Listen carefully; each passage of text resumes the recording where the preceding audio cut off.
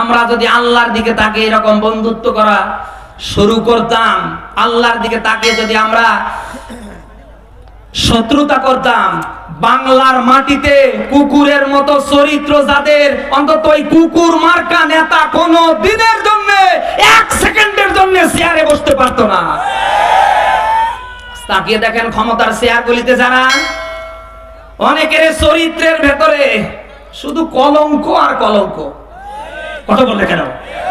মাঝে মাঝে কুকুর ওকে দেখে হাসে। সত্যের সন্ধানে ইসলামী জাগরণ, সত্যের সন্ধানে ইসলামী জাগরণ।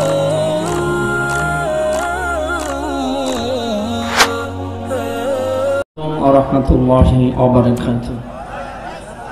কেমন আছেন সবাই আপনারা? এক করে সবাই একটু দাঁড়িয়ে যান তো দেখি ভাই, দাঁড়ান।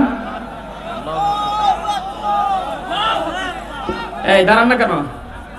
মাহফিল স্বেচ্ছাসেবক ভলান্টিয়ার ডানে বামে সামনে পিছনে, এখানে না থেকে সব ওদিকে চলে যান।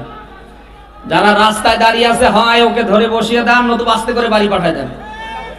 এই সাইডে ওই সাইডে কেউ দাঁড়িয়ে থাকবে জান। এখানে আমি আছি, এখানে সভাপতি আছে, প্রধান অতিথি আছে না, যান যারা দাঁড়িয়ে আছে ওরা হয় বসবে, নতুবা চলে যাবে। না এমন বদদোয়া করবো বউয়ের কাছে যেতে পারবে না। কোরআনের মাহফিলে আসে না, ওরা খেলা করার জন্য আসে। এই আপনাদেরকে আমি দাঁড় করিয়েছি হাসানোর জন্য না, সামনে কার কতটুকুন ফাঁকা জায়গা আছে পূরণ করে চেপে চেপে বসার জন্য। বসেন। আর মাহফিল স্বেচ্ছাসেবক কমিটি আপনারা এখানে কেন ভেবে যান না কেন? যারা দাঁড়িয়ে আছে দয়া করে আপনার টেকনিক, হিকমত, কৌশল অবলম্বন করে তাদেরকে কোরআনের মাহফিলে বসিয়ে দেন, সওয়াব হবে। আর দাঁড়িয়ে থাকলে গোনা হবে। বসেন, এই বসেন।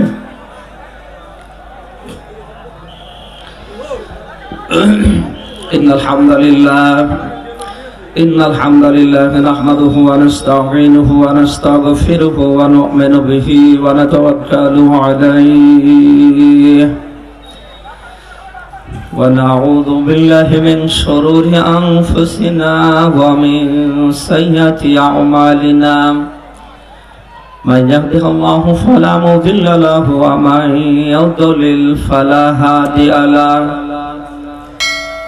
نشهد أن لا إله إلا الله وحده لا شريك له ونشهد أن سيدنا ومولانا محمدا عبده ورسوله الذي أرسله بالحق بشيرا ونذيرا وداعيا إلى الله بإذنه وسراجا منيرا. সবাই মিলে পড়েন আউযু বিল্লাহি মিনাশ শাইতানির রাজীম. বিসমিল্লাহির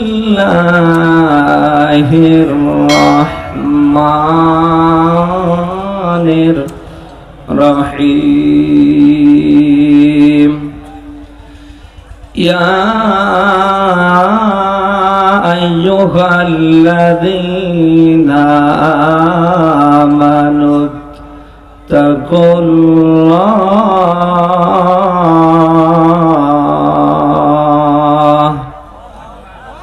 ওয়া কুনু মা'আস সাদিকিন. সাদাকতা ইয়া রাব্বানা. عن ابن مسعود رضي الله تعالى عنه أنه قال قال النبي صلى الله عليه وسلم لا تزول قدم يوم القيامة من عند ربي حتى يسأل عن خمس: عن عمره فيما أفناه وعن شبابه فيما أبلاه وماله من أين اكتسبه وفيما أنفقه وماذا عمل فيما علم রাহ তিরমিজি। পৃথিবীতে কেউ স্থায়ী হয় না, হোক না সে ফেরাউন কিবা নামরুদ, কেউ ভাবে চিরকাল রয় না।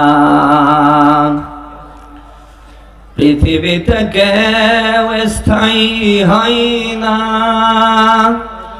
হোক না সে ফেরাউন কিবা নামরুদ, চিরকাল কেউ ভাবে রয় না।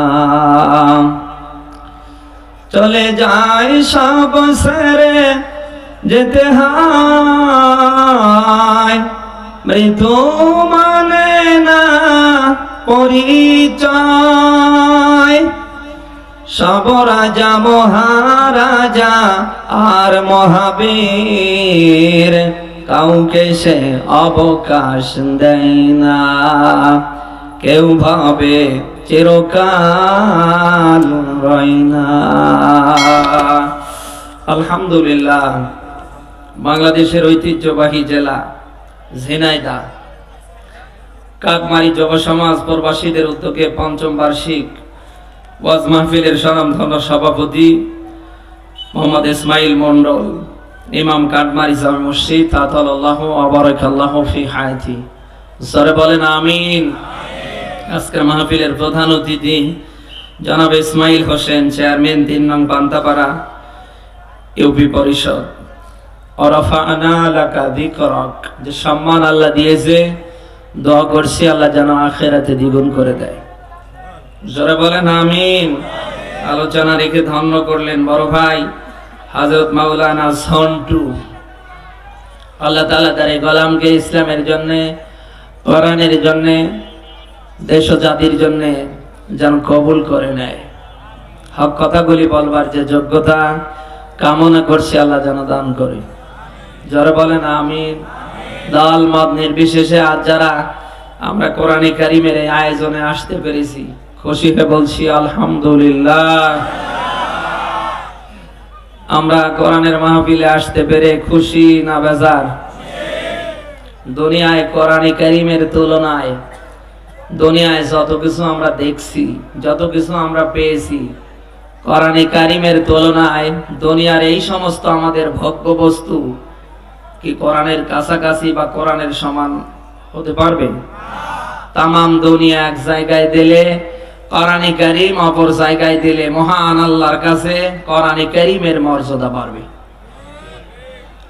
আমার বন্ধুরা, এই সেই কোরআনে কারিমের আয়োজনে আমরা যারা আসতে পেরেছি, এই মুহূর্তে আল্লাহ তাআলার কাছে আমরা অনেকটাই দামি, অনেকটাই সম্মান এবং মর্যাদার অধিকারী আমরা। কারণ দুনিয়ার কোন মানুষের কথা বাণী বক্তব্য আমরা শোনার জন্য আসিনি, যার কথা বাণী বক্তব্য শোনার জন্য এসেছি তিনি কে?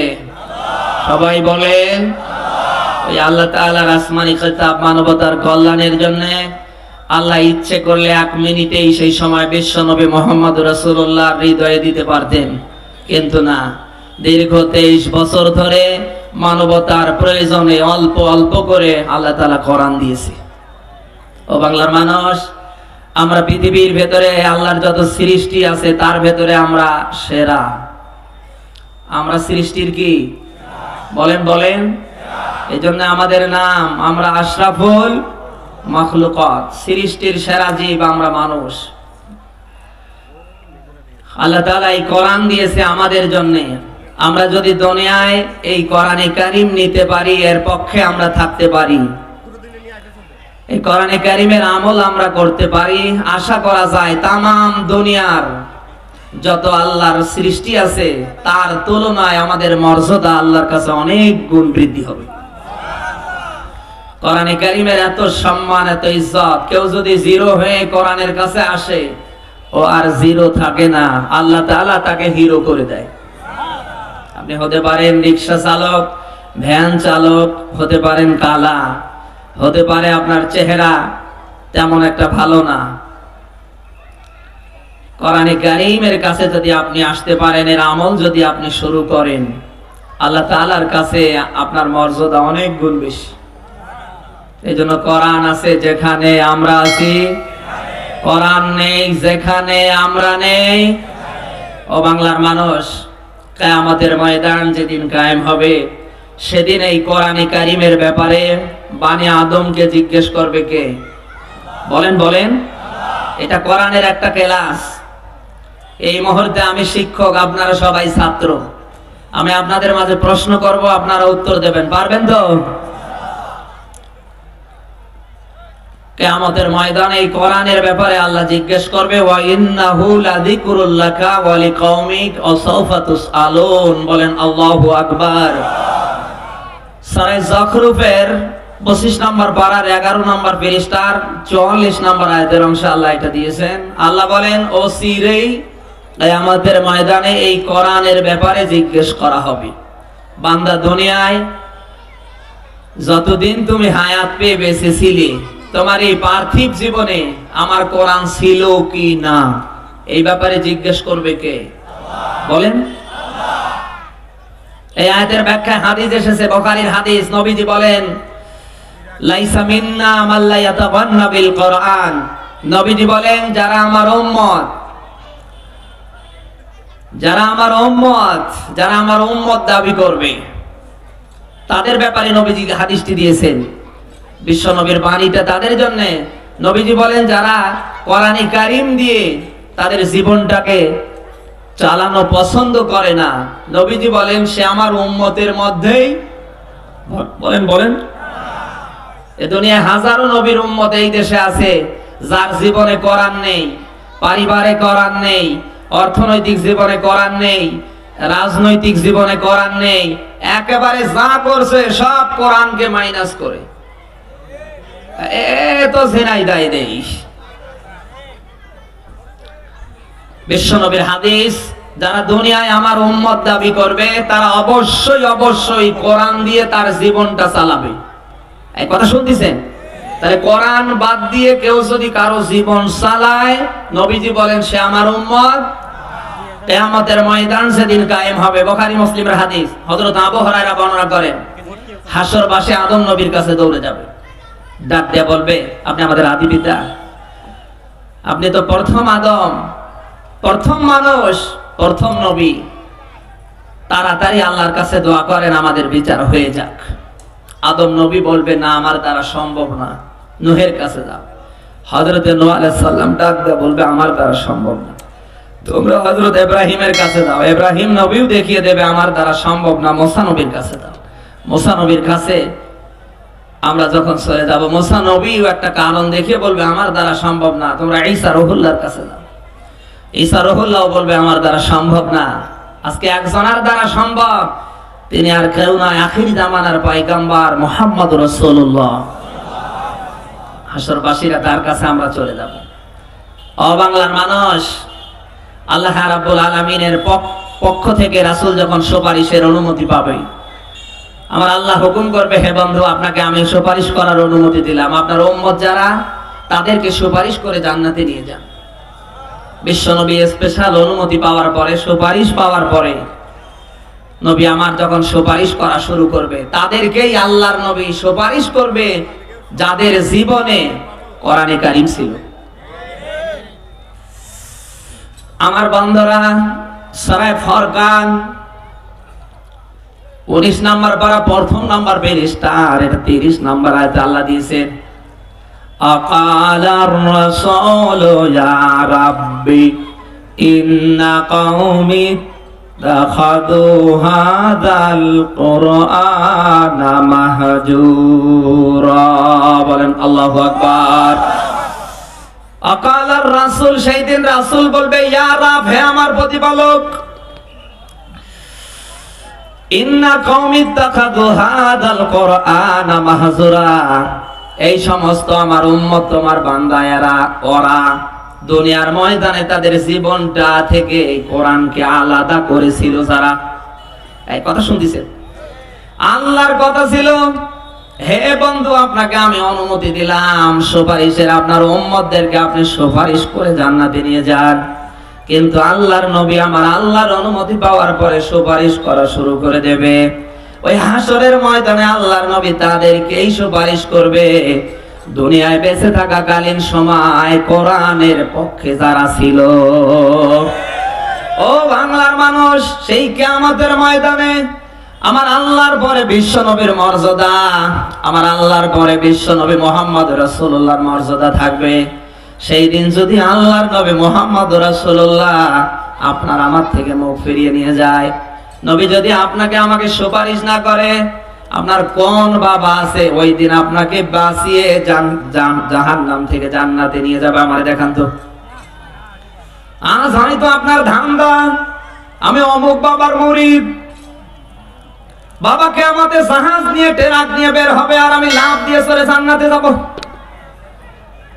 ও বাংলার মানুষ, এটা ডাহা মিথ্যে কথা। যারা এই কথা বলে তারা খাওয়ার ধান্দায় বলে। যেখানে জলিলুল কদর নবীদের মতো নবীরা ইয়া নাফসি ইয়া নাফসি বলে আওয়াজ দেবে, ও বাংলার মতো বাংলার মানুষ, সেদিন নবীদের মতো রাসূলদের মতো মানুষেরা সেদিন হতাশা প্রকাশ করবে, আমার কি হবে, আমার কি হবে। আর আপনার বাবা তো একেবারে পরে। এই কথা বলেন কেন? এই সমস্ত ধান্দা বাদ দিয়ে, যেহেতু আপনাকে জাহান্নাম থেকে বাঁচার জন্য, তামাম দুনিয়ার অশ্লীলতা বাহিয়াবনা খারাপি থেকে বাঁচানোর জন্য আমার আল্লাহ এই কোরআনে কারীম নামক আমানত দিয়েছে।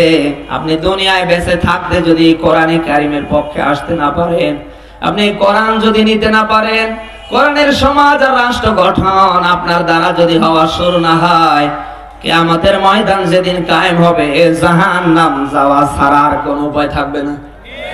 কথা বলে না কেন? আজ দুনিয়ায় সামান্যতম সিজনারি ঠান্ডা আমরা সহ্য করতে পারি না, সামান্য সিজনারি গরম আমরা সহ্য করতে পারি না, অথচ জাহান্নামের আগুনের তুলনায় দুনিয়ার যে আগুন আমরা ব্যবহার করছি কিছুই না। কথা বলে না কেন? দুনিয়ার আগুনের তুলনায়, এটা মুসলিম শরীফের হাদিস, নবীজি বলেন দুনিয়ার আগুনের তুলনায় জাহান্নামের আগুনের তাপমাত্রা হবে 69 গুণ বেশি। সেই জাহান্নামের আগুন আমার আল্লাহ জ্বালাবে দুনিয়ার কোন গাছ গাছলা দিয়ে নয়, দুনিয়ার কিছু দিয়ে নয়। ওই জাহান্নামের আগুন আল্লাহ জ্বালাবে দুনিয়ার দুইটা বস্তু দিয়ে, একটা হলো পাথর আর একটা হলো মানুষ। তাদেরকে আল্লাহ জাহান্নামের আগুন দিয়ে জ্বালাবে যারা দুনিয়ায় কোরআন থেকে আলাদা হবে। কথা বলেন কেন? আজ এইরকম মানুষ এই দেশে আছে না নেই? আর ব্যক্তি জীবনে তাকান, পারিবারিক জীবনে তাকান, সমাজ জীবনে তাকান, রাজনৈতিক জীবনে তাকান, রাষ্ট্র জীবনে তাকান, কোরআন তো নেই। আরো চেষ্টা করছে কি করে এই দেশ থেকে কোরআন বিদায় করা যায়। এত ঝিনাইদায় নেই, এখানে তো নেই। কারা আছেন হাত তোলেন তো দেখি। আমার বান্দারা, আবেগ দিয়ে নয় বিবেক দিয়ে বোঝানোর চেষ্টা করছি। দুনিয়ায় বেঁচে থাকাকালীন সময় আপনি যদি এই কোরআনের পক্ষে আসতে না পারেন, দুনিয়ায় বেঁচে থাকতে যদি কোরআনের পক্ষ নিতে না পারেন, এই কোরআন দিয়ে আপনার জীবন আপনি যদি দুনিয়ায় চালাতে না পারেন, মারা যাওয়ার পরে হতাশা প্রকাশ করবেন, আপনি হতাশ হবেন, দুঃখ প্রকাশ করবেন। কিন্তু সেই দিন হতাশা প্রকাশ করে, দুঃখ প্রকাশ করে কোন লাভ হবে? বলেন না কেন? আজ আমরা আলেমরা ডাকি কোরআনের কাছে আসো, এই কোরআনের নিয়ম নীতি দিয়ে জীবনটা তোমরা চালাও। অনেক মানুষ আছে রাগ করে আমাদের মতো আলেমদেরকে জেলখানায় মামলা দিয়ে নেয়। এই দেশে তো নেই। এই লোকগুলি কিয়ামতে হতাশা প্রকাশ করবে, ডাক দেয়া বলবে রব্বুল আলামিন ওয়াকালু লাউ কুন্না নাসমাউ আও নাকিল মা কুন্না ফি আসহাবিস সাঈর। বলেন আল্লাহু আকবার। সারাই মূল 67 নম্বর সূরা 29 নম্বর পারা, প্রথম নম্বর পৃষ্ঠার 10 নম্বর আয়াতে আল্লাহ দিয়েছে। আল্লাহ পাক বলেন ওই দিন তথা কিয়ামতের দিন মানুষেরা দুঃখের সাথে বলবে, ও রব্বুল আলামিন, দুনিয়ায় আমরা যদি আলেমদের কথাগুলি শুনতাম, আও নাকিল আমরা অনুধাবন করতাম, বিবেক বুদ্ধি খাটাতাম, আমরা দুনিয়ায় করছি কি আর হুজুররা বলছে কি? বেঁচে থাকাকালীন সময় হুজুরদের কথা ধরে আমাদের কর্মগুলি যদি আমরা মাইনাস করে দিতাম, আমরা যদি ছেড়ে দিতাম, হুজুরদের কথা মতো আমরা যদি কোরআন নিয়ে আমাদের জীবনটা আমরা সুন্দর করে সাজাতাম, অন্তত আজকের এই সাইর নামক জাহান্নামে আসা লাগতো না। প্রিয় জেনাইদাবাসী, আমি জানতে চাই, মারা যাওয়ার পরে কেউ যদি হাজারো বার, লাখো লাখো বার, কোটি বার আর্তনাদ করে আফসোস করে, বলেন তো তার আফসোসে কোনো কাজে আসবে? বলেন। এজন্য আফসোস করবেন কখন? মারা যাওয়ার পরে না আগে? পৃথিবীতে সব জিনিসের গ্যারান্টি আছে, ওয়ারেন্টি আছে, কিন্তু আমরা মানুষ, আমাদের কোনো ওয়ারেন্টিও নেই, কোনো গ্যারান্টিও নেই। এই আছি এই নেই, কথা বলে। কোরআনের মাহফিলে আমরা যারা এসেছি এখান থেকে যেতে পারবো এরও কোনো গ্যারান্টি? বলেন। আমার ভাইরা, এই জন্য যেহেতু কোনো গ্যারান্টি নেই, এই জন্য অনুশোচনা, অনুতপ্ত দুঃখ প্রকাশ করা লাগবে এখন। আপনি এখন এই দুঃখ প্রকাশ করে হতাশা সবকিছু টেনে নিয়ে এসে যদি আলিফের মতো আপনি সোজা হতে না পারেন, আপনি এই অবস্থায় যদি আল্লাহ না করুক মরে যান, তামাম দুনিয়ার মানুষ মিলে যদি আপনার জন্য দোয়া করে, জানাজার নামাজে, কবরের পাশে, 3 দিনে, 7 দিনে, 40 দিনে, বছরে বছরে ও বাংলার মানুষ আপনার জন্য দোয়া করলে বরং আপনার জন্য আরো বিপদ হবে। কথা বলো না কেন? কারণ দুনিয়ায় আল্লাহ আপনাকে পাঠিয়েছিলেন নির্ধারিত একটা সময় দিয়ে। কথা বলেন। এখন এই নির্ধারিত সময়টুকুনের মধ্যে আপনার জীবনটা আপনি চালাবেন। ওই জন্য যত তন্ত্র, যত মন্ত্র, যত বিধি, যত বিধান, যত নিয়ম নীতি সব আমার আল্লাহ কোরআনের ভিতরে দিয়েছেন। কথা বলেন। বেঁচে থাকতে আপনি নেওয়া তো দূরের কথা, আরো যারা ওই ব্যাপারে ওয়াজ নসিহত করে, তাদেরকে ধ্বংস করার জন্য, তাদেরকে গুম করার জন্য, তাদেরকে হত্যা করার জন্য, তাদের জবান বন্ধ করার জন্য আপনি আরো কমিটিতে 11 নম্বর সদস্য ছিলেন। স্পষ্ট ভাষায় বলতে চাই, দুনিয়ায় বেঁচে থাকতে যদি কোরআনের পক্ষে থাকতে না পারেন, মারা যাওয়ার পরে কোরআনে কারিম থেকে ইন্না লিল্লাহ পড়লে আপনার আযাব যাও ছিল ডাবল হবে। সারা দিন কেউ আওয়ামী লীগের মিছিল, নৌকা নৌকা বলে চিল্লায়, গলা শুকিয়ে কেউ যদি চা খাওয়ার জন্য আসরের বেলায় বিএমপির অফিসে যায়, আমাদের গলা শুকিয়ে গেছে, আমাদের জীবন চলছে না, আমাদের চা খাওয়াও, টাকা দাও, দেবে? সভাপতি মহোদয় বসে আছে, সারা দিন আপনি ওনার কাজ করেছেন, সন্ধ্যা বেলায় এই যে ডান পাশে হুজুর বসে আছে, তাকে আপনি ফোন দিয়ে বলছেন হুজুর টাকা দেন, টাকা দেবে? আপনি বেশি কিছু বললে উনি বলবে ওই মানুষ চিনিস তুই, আমি কে? আর বেশি কিছু বললে জুতো খুলে প্রয়োজনে তোরে মারবো। কারণ আমরা জানি দুনিয়ায় আমরা যার কাজ করি, যার প্রশংসা করি, যার জিকির করি, সেই আমাদের ভালোবাসে। কথা বলে না কেন? ওই আল্লাহ তাআলা আপনার জীবনটাকে সাকসেস করার জন্য, সফল করার জন্য, তামাম দুনিয়ার খারাপি থেকে আপনি ভালো হবেন, জাহান্নাম থেকে বেঁচে জান্নাতে যাবেন, ওই জন্য আমার আল্লাহ কোরআনে কারিম দিয়েছিলেন। কিন্তু জীবিত থাকাকালীন সময় দুঃখের সাথে বলতে হয় আপনি নিতে পারেননি। মারা যাওয়ার পরে দুনিয়ায় কোরআনে কারিমের নিয়ম নীতি দিয়ে যা আপনার জন্য হবে, হিতে হয়ে যাবে বিপরীত। এই জন্য আমরা কোরআন মানবো কখন, ইসলাম মানবো কখন? মরার পরে না আগে? এখন থেকে এই কোরআনের পক্ষে, ইসলামের পক্ষে কারা কারা থাকতে রাজি দেখি? লিল্লাহে তাকবীর। আল কোরআনের আলো। আলহামদুলিল্লাহ। হাত নামান। এই কোরআনের পক্ষে থাকতে রাজি আছেন তো মুসলমান? এই কোরআনের পক্ষে থাকতে গেলে জেল, জুলুম, জরিমানা, মামলা, হামলা, এমনকি জীবনও দেওয়া লাগতে পারে। কথা বলেন কেন? এই কোরআনে কারিমের পক্ষে যারা ইতিপূর্বে থেকে ছিল, ইতিহাস লক্ষ্য করেন, অনেকে সপরিবারে জীবন দিয়েছে, অনেকে ফাঁসির দড়িতে ঝুলিয়েছে। বাংলার মানুষ, ইমান এমনি এমনি আসে না, ইসলাম এমনি এমনি আসে নাই, হাজারো রক্ত, হাজারো জীবনের বিনিময়ে ইসলাম এসেছে। মানুষের ইমান নষ্ট হওয়া সেকেন্ড লাগে না, কিন্তু ওটা ধরে রাখা কথা বলেন কেন? বিশ্বনবীর হাদিস তিরমিজি শরীফের 2260 নম্বর হাদিস, নবীজি বলেন ইয়াতি আলান নাস জামানুস সাবির আলা দীনিহি কাল কাবিদু আলাল সাম। রাহু তিরমিজি। নবীজি বলেন এমন একটা জামানা আসবে যে জামানায় হাতে আগুন রাখা, আগুনের অঙ্গার রাখা সহজ হবে, কিন্তু ঈমান ধরে রাখা। আমার তো মনে হয় ওই হাদিস এখনই বাংলার মাটিতে বাস্তবায়ন হয়ে গেছে। আজ আমরা মুসলমান দাবি করি, অথচ কোরআনের পক্ষে আমরা থাকতে পারি না। মুসলমান দাবি করি 96% মুসলমানের দেশে, এই বাংলার মাটিতে ময়দানে কোরআনের কথা আমরা বলতে পারি না। আমরা কি মুসলমান? ঈমান আমাদের আছে? কোরআনে কারিমের পক্ষে থাকতে গিয়ে জেল, জুলুম, জরিমানা, নির্যাতন, মামলা হামলা আসতে পারে। দুনিয়ায় কেউ যদি এগুলি বরণ করে নেয়, অবশ্যই অবশ্যই আমার আল্লাহকে আমাদের তাকে প্রাপ্য হিসেবে জান্নাতের মালিক করে দেবে। বিশ্বনবী মুহাম্মদ রাসূলুল্লাহর মতো মানুষ এই কোরআনের পক্ষে থাকতে গিয়ে জালিম সরকার আবু জাহেলের নেতৃত্বে 3.5 বছর জেলখানায় ছিলেন। এই কথা বলেন কেন? আর আপনি তার কি উম্মত? আপনি রাসূলের উম্মত। দুনিয়ায় যদি আপনি দাবি করেন যে আমি আল্লাহ রাসূলের উম্মত, কিয়ামতে রাসূলের সুপারিশ পেয়ে আমি জান্নাতে যাব, ও বাংলার মানুষ, বাংলার মাটিতে ওই কোরআনের মিশন বাস্তবায়নের জন্য আপনাকেও আল্লামা সাঈদীর মতো জেলখানায় যাওয়া লাগতে পারে। এখন আপনি যদি বলেন যে না, ও আমার দরকার নেই, আমি হুকুর হাক্কার করব, জিকির আজকার করব, 5 ওয়াক্ত নামাজ পড়ব, তাসবিহ দানা টেকবো, আর বলবো আল্লাহু আকবার, আপনার কপালে দুঃখ আছে। এই জন্য বিনয়ের সাথে বলছি, কোরআন মানবেন, ইসলাম মানবেন কখন? মরার পরে না মরার আগে? সবাই বলেন।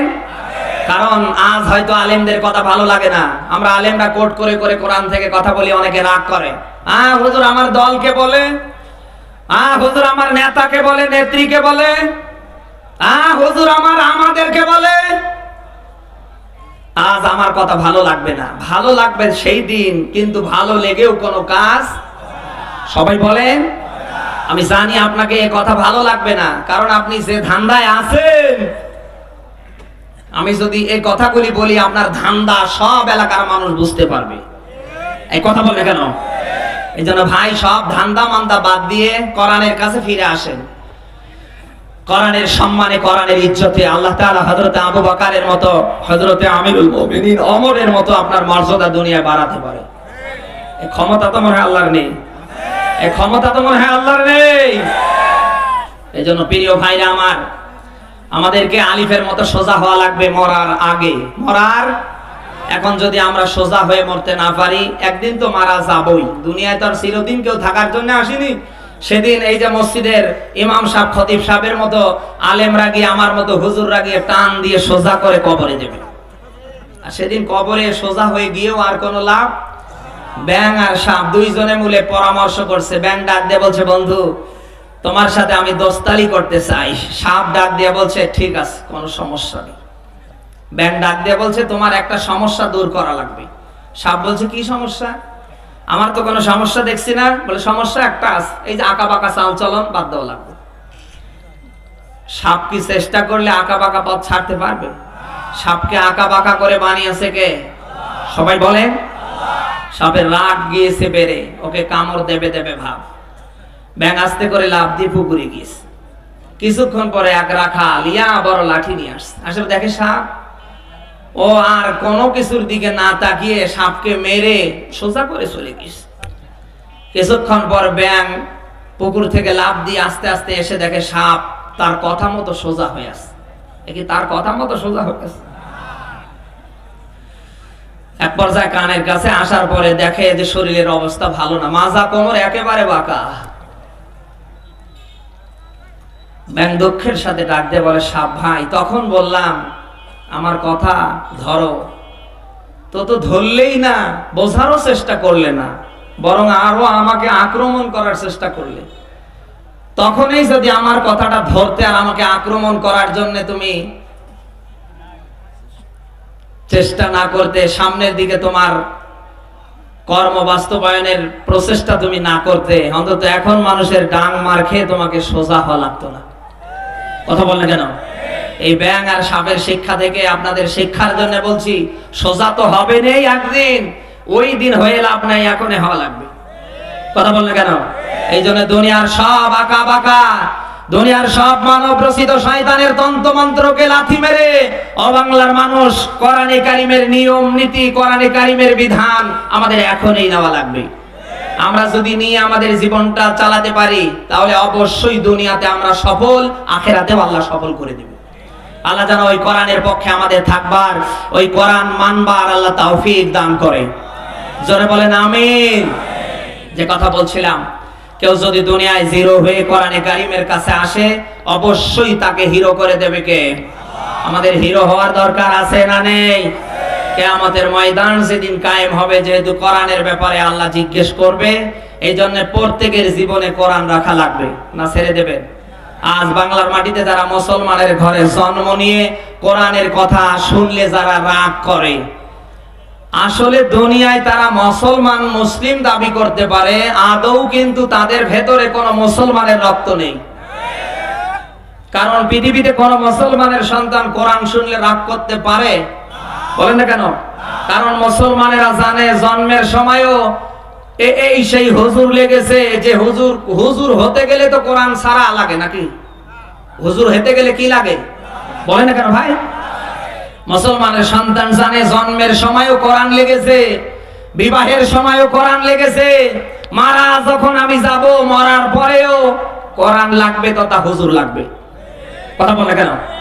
এই জন্য যারা মুসলিম তারা কখনো কোরআনওয়ালা ও হুজুরদেরকে দেখলে টিটকারি বিষাদগার করতে পারে না, আলেমদের নিয়ে আজে বাজে মন্তব্য করতে পারে না। বাংলার মাটিতে তারাই করে যাদের শরীরের ভিতরে মিশে আছে আব্দুল্লাহ ইবনে উবাইর মতো মুনাফিকের রক্ত। আগামীকাল বাংলাদেশের কোন হাসপাতালে নিয়ে যাবেন, যান রক্ত পরীক্ষা করবেন, অন্তত ওর রক্তে কোন মুসলমানের রক্ত পাওয়া যাবে না। সকলের গা কি চুলকায়? বলেন বলেন বলেন। সবারই গায়ে চুলকানি হয়, সবারই গায়ে অ্যালার্জি হয়, তাদের গায়ে হয় যাদের শরীরে ভাইরাস। এই কথা বলে কেন? যাদের শরীরের রক্তের কণিকায় কণিকায় ভাইরাস, তাদের গায়ে চুলকানি হয়, একজিমা হয়, অ্যালার্জি হয়। ও বাংলার মানুষ, বাংলার মাটিতে ওই রকম কোরআন শুনলে সবাই রাগ করবে না। যারা ওই কাতারের ওই সমস্ত মানুষের রক্তের যারা তৈরি, যারা জন্ম নেওয়া প্লেয়ার খেলোয়াড়, তারাই কোরআন শুনলে, হুজুরের কথা শুনলে রাগ করবে, এমনকি হুজুরকে জেলখানায় নেওয়ার চিন্তা ভাবনা করবে।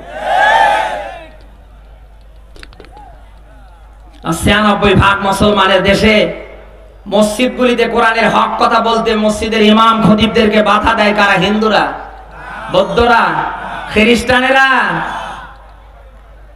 কোরআনের মাহফিলগুলিতে কথা বলতে বাধা দেয় কারা? বিধর্মীরা। কারা দেয়? মুসলমানেরা না। আজ এই বাংলার মাটিতে আমরা মুসলমানেরা যদি মুনাফিক না সাজতাম, বাংলার মাটিতে একটা আলেমের মাহফিলে কেউ হট্টগোল করার সাহস পেত না। বাংলার মাটিতে একটা আলেমের বিরুদ্ধে কেউ মামলা দিয়ে জেলখানায় দিয়ে ফাঁসি দেওয়ার ষড়যন্ত্র করতে পারতো না। আজ বাংলার মাটিতে আমরা মুসলমানেরা মুসলমানিত্ব ছেড়ে দিয়ে মুনাফিকি ধারণ করার কারণে আজ আমাদের 13টা বেজে খান খান হয়ে যাচ্ছে। আগামীকাল থেকে মুসলমানেরা যদি আবারও হারানো মুসলমানিত্ব ধারণ করে মুনাফিকি ছেড়ে দেয়, বাংলার মাটিতে মুসলমানদের পক্ষে, আলেমদের পক্ষে বিজয় আসতে 24 ঘন্টা সময় লাগবে না। আজ তাকিয়ে দেখেন, কোন হিন্দুর ভেতরে মুনাফিক নেই, খ্রিস্টানের ভেতরে নেই, বৌদ্ধের ভেতরে নেই, বিধর্মীর ভেতরে নেই।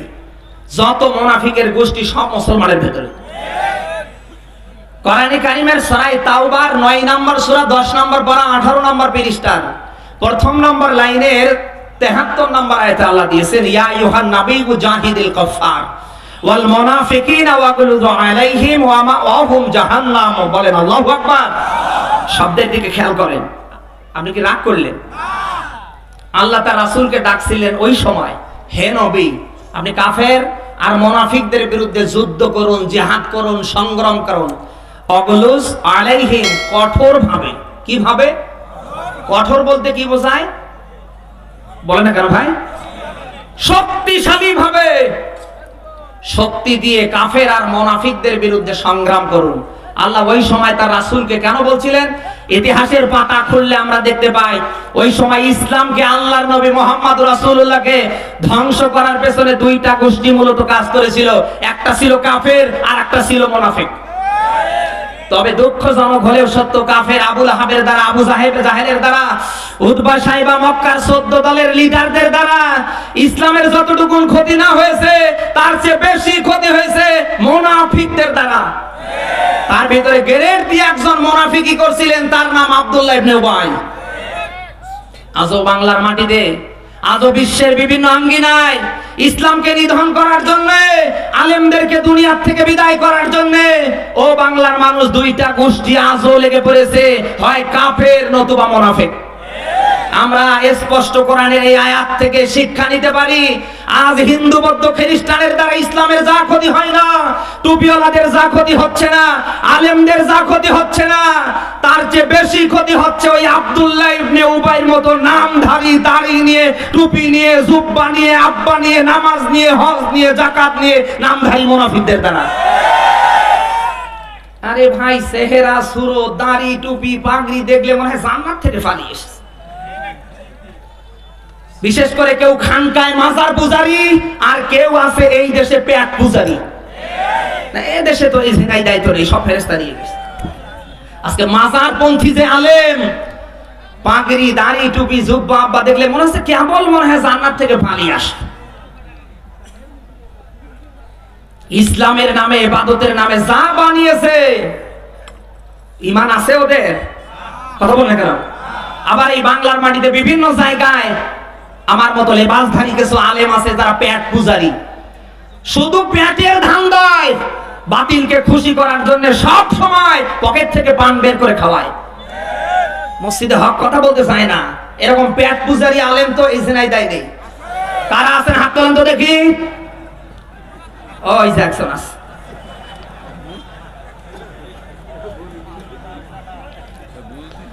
আমার বান্দারা, যে কথা বলছিলাম, ওই সময় ইসলামকে নিধন করার জন্য দুইটা গোষ্ঠী উঠে পড়ে লেগেছিল। একটা ছিল কাফের আর একটা মুনাফিক। ইতিহাস প্রমাণ করে কাফেরদের দ্বারা ওই সময় ইসলামের যতটুকু না ক্ষতি হয়েছে তার চেয়ে বেশি ক্ষতি হয়েছিল নামধারী মুনাফিকদের দ্বারা। আজও বাংলার মাটিতে কাফের মুশরিকদের দ্বারা, বিধর্মীর দ্বারা ইসলামের যতটুকু ক্ষতি না হয় তার চেয়ে বেশি ক্ষতি হচ্ছে নামধারী মুনাফিকদের দ্বারা। বিশেষ করে আজ আমরা যারা পেট পূজারি আলেম, আজ আমরা যারা বিভিন্ন মাজারে মাজার পূজারি, ও বাংলার মানুষ, আজ আমরা জানি না কিসের ধান্দায়, কিসের স্বার্থে আমরা দুনিয়ায় আল্লাহর কথা বলি, ইসলামের সঠিক কথা বলি আমরা গোপন করছি। আমরা কি একদিন মারা যাব না? বলেন না কেন? আমাদের জবাব কি আল্লাহর আদালতে দেওয়া লাগবে না? স্পষ্ট কোরআনে কারিমের সূরা বাকারা 2 নম্বর পারা 3 নম্বর পৃষ্ঠার 159 নম্বর আয়াত আপনি বাড়িতে ভালো করে কোন তাফসীর দিয়ে মিলিয়ে দেখবেন।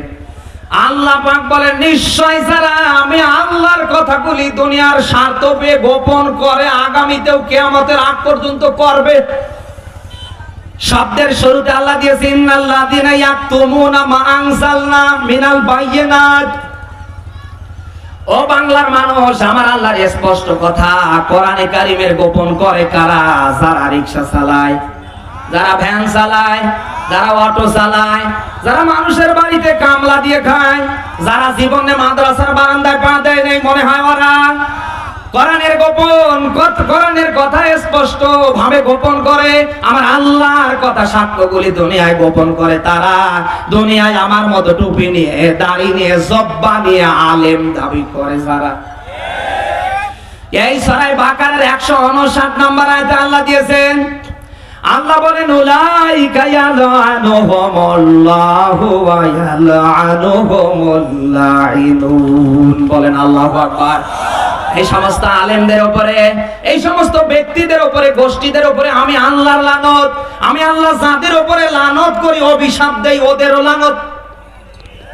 এই আয়াত থেকে তামাম দুনিয়ার আলেমরা সবাই একমত। সব আলেমরা একাত্মতা ঘোষণা করেছেন।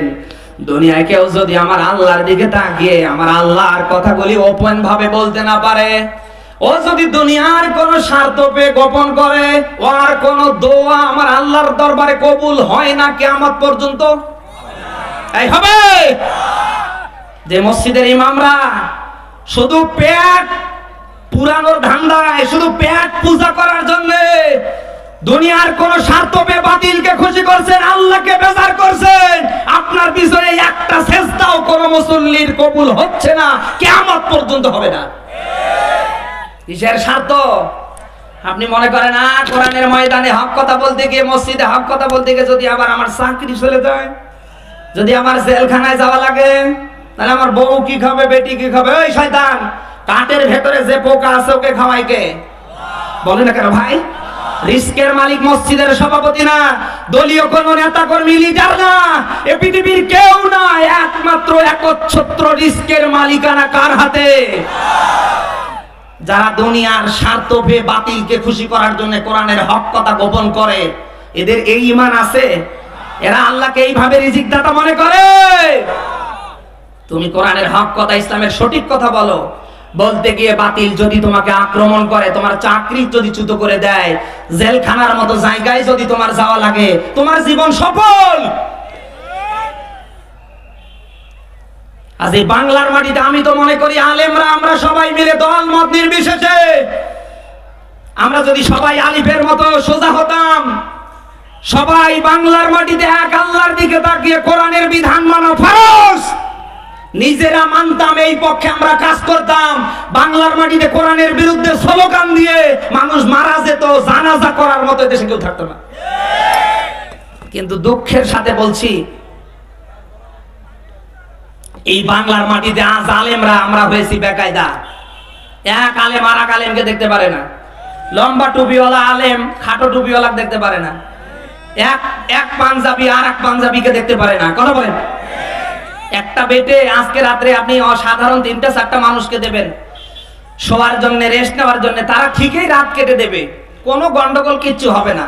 আমার মতো 2 টুপিওয়ালা চোক্কা টুপি আর এই খানা টুপিকে দেন, ঘুম তো দূরের কথা, গুতগুতি করতে রাত শেষ, সকালবেলা প্রয়োজনে চেয়ারম্যান টেনে এনে বিচার করা লাগবে। আজকেও আমরা ধান্দায় আছি মিলাদ নিয়ে, কিয়াম নিয়ে, কেউ আমরা ধান্দা আছি বেদাত প্রতিষ্ঠা করার জন্য, কেউ আমরা এদেশে আছি দোয়া করা যাবে না, কেউ বলছে দোয়া করা যাবে, কেউ আস্তে আমিন জোরে আমিন দরলিন জরলিন এখানে ওখানে, এই নিয়ে আমরা ধান্দায় মারামারি করছি। আমি জানতে চাই এগুলি কি ইসলামের কোনো মৌলিক বিধান? নামাজ হওয়ার জন্য 14টা ওয়াজিব, ভেতরে বাইরে 13টা ফরজ। কথা কি শুনতেছেন? নামাজের ভিতরে বাহিরে 13টা ফরজ, নামাজ হওয়ার জন্য 14টা ওয়াজিব। কারণ নামাজে যদি এই 14টা ওয়াজিব আর 13টা ফরজ আদায় হয়ে যায়, সুন্নত যদি কেটে যায়, তাও তো তার নামাজ হবে। সে সুন্নত না ভাই, নফলও না, মুস্তাহাব। সেই জিনিস নিয়ে আজ আমরা আলেমরা শত্রুতা করছি, আলেমরা আজ আমরা মারামারি করছি। কোরআনে কারীমের সূরা কসাস 20 নম্বর পারার 15 নম্বর পৃষ্ঠার 1ম নম্বর লাইনের 85 নম্বর আয়াত আল্লাহ দিয়েছেন শুরুতেই, ইন্নাল্লাযী ফারাদা আলাইকাল কোরআন। আল্লাহ বলে নিশ্চয় আমি কোরআনের বিধান মানা ফরজ করে দিয়েছি। এই কোরআনের বিধান মানা ফরজ করে দিয়েছে কে? আল্লাহ। সবাই বলেন আল্লাহ। আজ আমরা আলেমরা যদি এই কোরআনের বিধান নিজেরা মানতাম, যেহেতু আল্লাহ ফরজ করে দিয়েছে, অত্যাবশ্যক মানতেই হবে। আমরা যদি আজ আলেমরা বাংলার মাটিতে কোরআনের বিধান মানতাম আর এর বাস্তবায়নের পক্ষে আমরা কাজ করতাম, বাংলার মাটিতে কোরআনের রাষ্ট্র কায়েম হবে। কারো বাবার কারো বেটির ক্ষমতা ছিল না হাত দেয়া। দুঃখের সাথে বলতে হয় আজ আমরা আলেমরাই অনেকে চেষ্টা করছি আলেমরা যাতে কোরআন নিয়ে পার্লামেন্টে যেতে না পারে। এ দেশে তো নেই, এগুলো কি আলেম? আমার বান্দারা, এই জন্য আল্লাহ পাক বলেন, হে নবী, কাফের আর মুনাফিকদের বিরুদ্ধে আপনি সংগ্রাম করুন, কারণ এই 2টা গোষ্ঠী ইসলামকে নিধন করার পিছনে ও বাংলার মানুষ, আজ দুনিয়ায় তাকিয়ে দেখেন ইসলামকে উৎখাত করার পিছনে কাফের আর মুনাফিক। কথা বলেন। আমরা দেখতে পেয়েছি কাফেরদের চেয়ে মুনাফিকদের ভূমিকা বেশি। আজ এই দেশে চেনার কোনো বুদ্ধি নেই, কে কাফের, কে মুনাফিক, আর কে মুমিন, কে মুসলমান। কথা বলে কেন ভাই? বোঝার কায়দা আছে? দাড়ি, টুপি, পাগড়ি, আর দেখলে মনে হয় এই চাচা, এই ওরে ধরে বসন্ত। এই যুবক মানুষ চোরের মতো পালিয়ে যাচ্ছে, এমন বদদুয়া করব আজীবন বউয়ের কাছে যেতে পারবা না।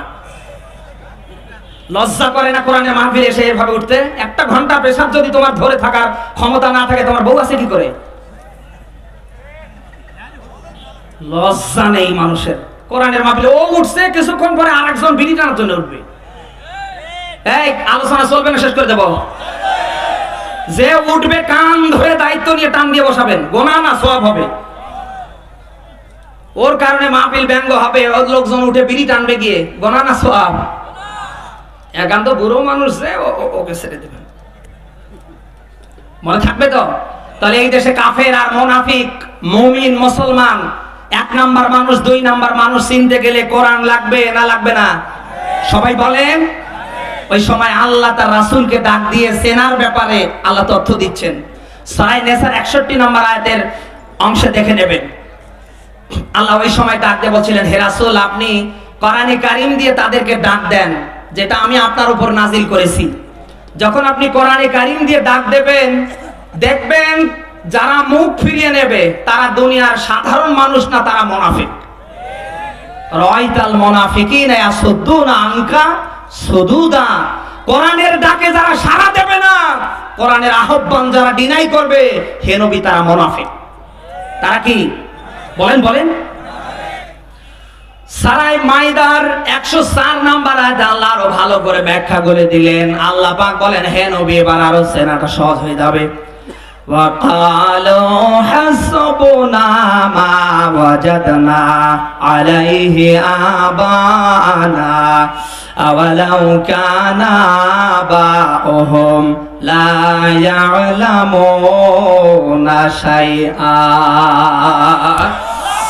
হে নবী, যখন আমি আল্লাহর দিকে আপনি কোরআন দিয়ে মানুষদের ডাকবেন, আসো এই কোরআন দিয়ে সমাজ রাষ্ট্র আমরা শাসন করি, দুনিয়ার অশান্তি আমরা এই কোরআনে কারিমের নিয়ম নীতি দিয়ে দূর করি। হে নবী, যারা মুখ ফিরিয়ে নেবে, এরপরে যারা এই কথাগুলি বলবে যে না কোরআনের দরকার নেই, টুপিওয়ালাদের কথার দরকার নেই, টুপিওয়ালাদের এই ডিসিশন আমরা মানব না, আমাদের বাপ দাদা মুরব্বীরা, আমাদের নেতারা যা দিয়েছে এটাই আমাদের জন্য যথেষ্ট।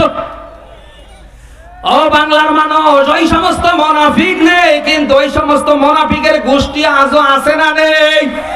আমরা আলেমরা ডাকি, আসো কোরআনের সমাজ, কোরআনের রাষ্ট্র গঠন করি। আমরা আলেমরা সবাই মিলে ঐক্যবদ্ধ হয়ে দেশটাকে মদিনার পরে নতুন একটা মদিনা তৈরি করি। বাংলার মাটিতে দাড়ি নিয়ে, টুপি নিয়ে, 5 ওয়াক্ত নামাজ, হজ নিয়ে, যাকাত নিয়ে, ভালো ভালো কাজের আঞ্জাম নিয়ে যারা বাধা দেয়, আরো বলে হুজুররা কেন ওই জায়গায় যেতে চায়? মানুষ মারা যাওয়ার পরে ওরা দোয়া খায় করবে, জানাজার নামাজ দেবে, 3 দিন, 7 দিন, 40 দিন, বছর কি পালন করবে? ওরা কেন ওই জায়গায় যেতে চায়? ও বাংলার মানুষ, ওরা মানুষ না, মানুষ নামের মুনাফিক। আমার আল্লাহ তাআলা কথাগুলি আরো ভালো করে পরিষ্কার করে দেওয়ার জন্য সূরা নিসার 5 নাম্বার পারার 20 নাম্বার পৃষ্ঠার 142 থেকে একেবারে 145 নাম্বার আয়াত পর্যন্ত আল্লাহ দিয়েছেন, ওরা ওনান্নাসা ওয়ালা ইয়াযকুরুনাল্লাহা ইল্লা কলিলা। বলেন আল্লাহু আকবার। হে নবী, 3 নাম্বার গুণটা আপনি দেখবেন, এই মুনাফিকরা দুনিয়ায় যা করবে, নামাজ পড়ুক, রোজা রাখুক, হজ করুক, যাকাত দেখ, পট্টি পড়ুক, যাই করুক, ওরা দুনিয়ার মানুষের জন্য করবে। কথা বলে না কেন? এই জন্য দুনিয়ায় যারা মুনাফিক, তারা দেখবেন যে যা করে সব কিন্তু মানুষের জন্য, শুধু এই ক্ষমতায় টিকে থাকার জন্য, ভোট পাওয়ার জন্য। আপনি দেখবেন যে ওরা নামাজ, রোজা, হজ, যাকাত, ইসলামের লেবাস সব এ দেশে নেই, সব ভারতে আছে। আমাদের দেশে এরকম কিছু মুনাফিক আমরা মাঝে মাঝে সিজনে দেখতে পাই। সিজন বোঝেন? সিজন তখন মাথায় টুপি, তখন আর দাড়ি কাটে না, আসরের নামাজ 3 বার পর্যন্ত পড়ে, এমন এমন বক্তব্য দেয়, পরে আর একটাও রাখে না, চোখ রাঙ্গায়। এ দেশে তো নেই ভাই। বুখারীর বর্ণনায় এই আয়াতের ব্যাখ্যা এসেছে, বিশ্বনবী বলেন আয়াতুল মুনাফিকে সালাসা, মুনাফিকের নিদর্শন 3টা। কয়টা? বলেন বলেন। ইদা হাদাসা কাযাবা, কথায় কথায় মিথ্যে কথা বলে। ওয়া ইদা ওয়াদা আখলাফা, ওয়াদা করলে ভেঙ্গে ফেলে। ওয়া ইদা মুতুমিনা খান, আমানত রাখলে নিজের মনে করে খেয়ে ফেলে। আজ বাংলার মাটিতে ইসলামের দোহাই দিয়ে ধর্মের লেবাস পরে আজ যারা ধর্মীয় রাজনীতির নামে মুসলিম সেজে যা করছে, আপনি তাকিয়ে দেখেন মুনাফিকি ছাড়া একটাও তাদের নেই। নির্বাচনের আগে যা বলে সব মিথ্যে, যত ওয়াদা করে সব ভঙ্গ করে, এরপরে ক্ষমতায় যাওয়ার পরে মানুষের অর্থ, জনগণের হক নিজের বাবার মনে করে মারতে থাকে। এ তো এ ঝিনাইদাই নেই। আমার বন্ধুরা, এই জন্যে কোরআনে কারিমের সূরা ফুরকানের 28 নম্বর আয়াত দেখবেন, ইয়া ওয়াইলাতা লাইতানি লাম আত্তাখিয ফুলানান খলিলা। আল্লাহ পাক বলেন ওই দিন মানুষেরা দুঃখের সাথে বলবে, আল্লাহ দুনিয়ায় বেঁচে থাকাকালীন সময় আমরা যদি ওই লোকটাকে বন্ধু করতে পারতাম, যে লোকটা মানুষকে কোরআন দিয়ে ডাকতো, যে লোকটা কোরআনের ছত্রছায়ায় মানুষকে ভালো করার চেষ্টা করত, দুনিয়ায় বেঁচে থাকাকালীন সময় আমরা যদি ওই লোকটাকে বন্ধু বানাতাম, অন্তত আজকের এই হতাশা, আজকের এই অবস্থা আমাদের হতো না। আপনি কি কথা শুনলেন? দুনিয়ায় আপনার আমার দ্বারা যা হচ্ছে সব হবা লাগবে কার দিকে তাকিয়ে? বলেন বলেন বলেন। তা কি হচ্ছে? বুখারীর বর্ণনায় এই আয়াতের ব্যাখ্যা এসেছে, আল্লাহর নবী বলেন মান হাব্বালিল্লাহ ওয়া আবগাদালিল্লাহ ওয়া আতালিল্লাহি ওয়া মানাআলিল্লাহ ফাকাদ ইসতাকমালাল ঈমান, রাহুল বুখারী। নবীজি বলেন বন্ধুত্ব হবে এক আল্লাহর দিকে তাকিয়ে, শত্রুতা হবে এক আল্লাহর দিকে তাকিয়ে, তাহলে ঈমানটা পূর্ণ করে দেবে কে? বলেন বলেন বলেন। এক আল্লাহর দিকে তাকিয়ে বন্ধুত্ব করা লাগবে, এক আল্লাহর দিকে তাকিয়ে শত্রুতা করা লাগবে। ইসলামের বিরুদ্ধে, কোরআনের বিরুদ্ধে, আলেমদের বিরুদ্ধে যারা আজে বাজে কমেন্ট করবে, আজে বাজে বক্তব্য দেবে, বাণী পেশ করবে, বিবৃতি দেবে, ওটা বন্ধু না, ওটা শত্রু। আসলে এই নেতাকে নির্বাচন করে কারা? ফেরেশতা জিবরাইল তার নেতৃত্ব দিয়ে নাকি? কাকে? এই নেতাকে নির্বাচন করে কে? আজ আমরা সামান্য 1 প্যাকেট বিড়ি 500 টাকা দুনিয়ার একটু স্বার্থের কারণে এমন এমন মানুষকে আমরা যত জনপ্রতিনিধি বানাই আর এই চেয়ারে বসাই, ক্ষমতা পাওয়ার পরে ইসলামকে, ইসলামপন্থী মানুষদেরকে, কোরআনের নেতা কর্মীদেরকে দুনিয়ার থেকে বিতাড়িত করার ষড়যন্ত্র করে। ও মুসলমান, এই জন্য আল্লাহর আদালতে আপনাকে জবাব দেওয়া লাগবে। ভোট আপনার আমানত, আপনি যাকে তাকে দিতে পারবেন না। ভোট পাওয়ার যে যোগ্য তাকে দেওয়া লাগবে, যে ইসলাম ভালোবাসে, যে আমার আল্লাহকে ভালোবাসে, যে আমার আল্লাহর বিধান সমাজে রাষ্ট্রে বাস্তবায়নের পক্ষে কথা বলে, কাজ করে, ভোট তাকেই দেওয়া লাগবে। আচ্ছা, সামান্য একটা বকরি বাজারে কিনে আনতে গেলে পরে আমরা রশি ধরে টানি, তাড়াতাড়ি বাড়িতে আয়, মাগরিবের ওয়াক্ত হয়ে যাচ্ছে, বাড়িতে গিয়ে নামাজ পড়বো। বকরি তো আসে না, বরং আরো সামনে 2টা পা দিয়ে ব্রেক ধরে। বকরি চিন্তা করে 2টা, লোকটা আমারে নিয়ে জবাই করে খাবে না লোকটা আমারে নিয়ে গিয়ে বংশ বাড়াবে। আর একটা ছাগল, জানোয়ারের ভেতরে একটা, তার ভেতরে যদি এত চিন্তা চেতনা হয়, আমরা আশরাফুল মাখলুকাত সৃষ্টির সেরা, আজ এমন এমন মানুষের পেছনে আমরা স্লোগান দিচ্ছি, এমন এমন মানুষকে আজ আমরা সাপোর্ট করছি যার চরিত্র কুকুরকেও হার মানিয়ে ফেলছে।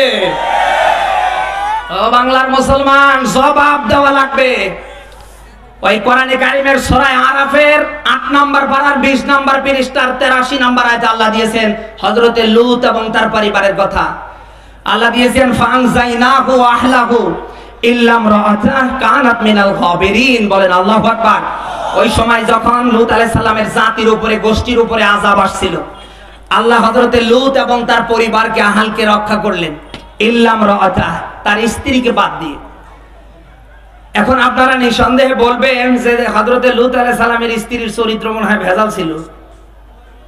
ভেজাল ছিল না, কোন নবী এবং রাসূলের স্ত্রীদের চরিত্র এতটা খারাপ ছিল না। কিন্তু লূত আলাইহিস সালামের স্ত্রীকে আল্লাহ তার আযাব দিয়ে গজব দিয়ে ধ্বংস করার পেছনে কারণ কি জানেন? দুনিয়ায় যারা অপকর্ম করত, অন্যায় করত, নবীর স্ত্রী হওয়ার পরে পিছনে পিছনে সে তাদের সাপোর্ট করত। এই রকম মানুষ তো এই দেশে নেই।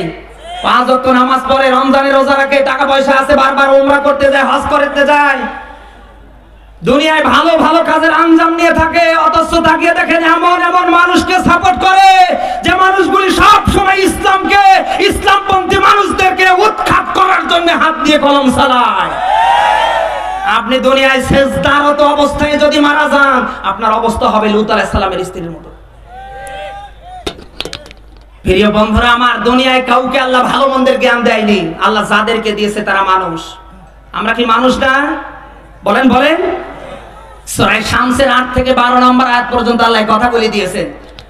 আল্লাহ বলেন দুনিয়ার কাউকে ভালো মন্দের জ্ঞান আমি আল্লাহ দেইনি, যাদেরকে দিয়েছি তারা মানুষ।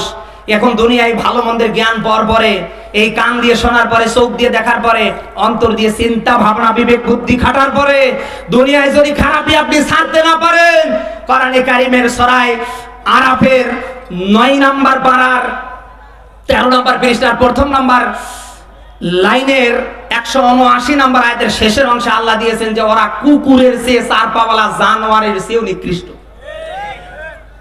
এরকম মানুষ তো এই দেশে নেই।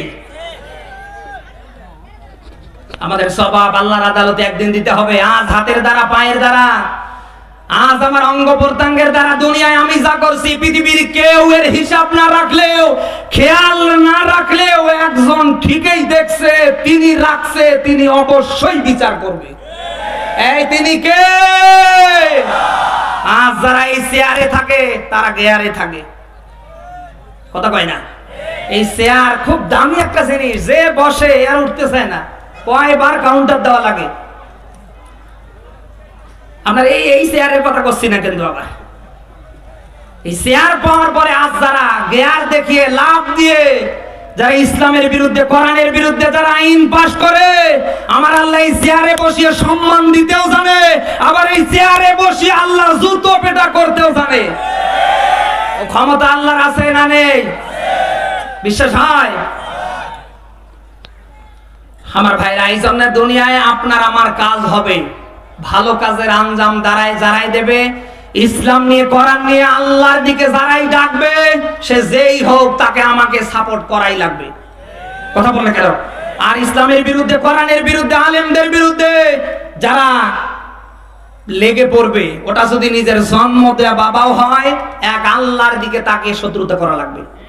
এই কারা পারবেন দেখি? লিল্লাহে তাকবীর, আল কোরআনের আলো, লিল্লাহে তাকবীর। আমার বন্ধুরা, বুখারীর হাদিস, কিয়ামতে আল্লাহর আরশের নিচে আল্লাহ 7 শ্রেণীর মানুষকে জায়গা করে দেবে। তার ভেতরে দুনিয়ায় যে মানুষগুলো এক আল্লাহর দিকে তাকিয়ে মানুষকে ভালোবাসবে, এক আল্লাহর দিকে তাকিয়ে ভালোবাসা না, শত্রুতা করা শুরু করবে, কিয়ামতের ময়দানে আমার আল্লাহ আরশের নিচে তাদেরকে জায়গা করে দেবে। এখন ওই জায়গায় জায়গা পাওয়ার আমাদের দরকার আছে না নেই? সবাই বলে। ও বাংলার মানুষ, যে জিনিসটা আমি বোঝাতে চাচ্ছি, ওই সময় কাফের আর মুনাফিকরা সবাই মিলে ঐক্যবদ্ধ হয়ে চেষ্টা করেছিল ইসলামকে দুনিয়া থেকে উৎখাত করা, আলেমদেরকে দুনিয়া থেকে উৎখাত করা, নবীর সাহাবীদেরকে দুনিয়া থেকে বিদায় করা। কথা বলেন। শত চেষ্টা করার পরেও তারা দুনিয়া থেকে বিদায় হয়েছে।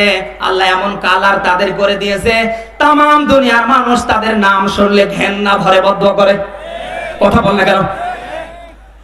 ইসলাম, কোরআনে কারীম, ইসলামের পক্ষের মানুষ, কোরআনে কারীমের পক্ষের মানুষ আছে, কিয়ামত পর্যন্ত থাকবে। কথা কার? সবাই বলে।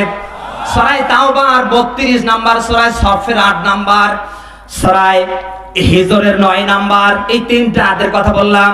আমার আল্লাহ তাআলা এখানে নিজেই ইসলাম এবং কোরআনের ব্যাপারে গ্যারান্টি দিচ্ছে।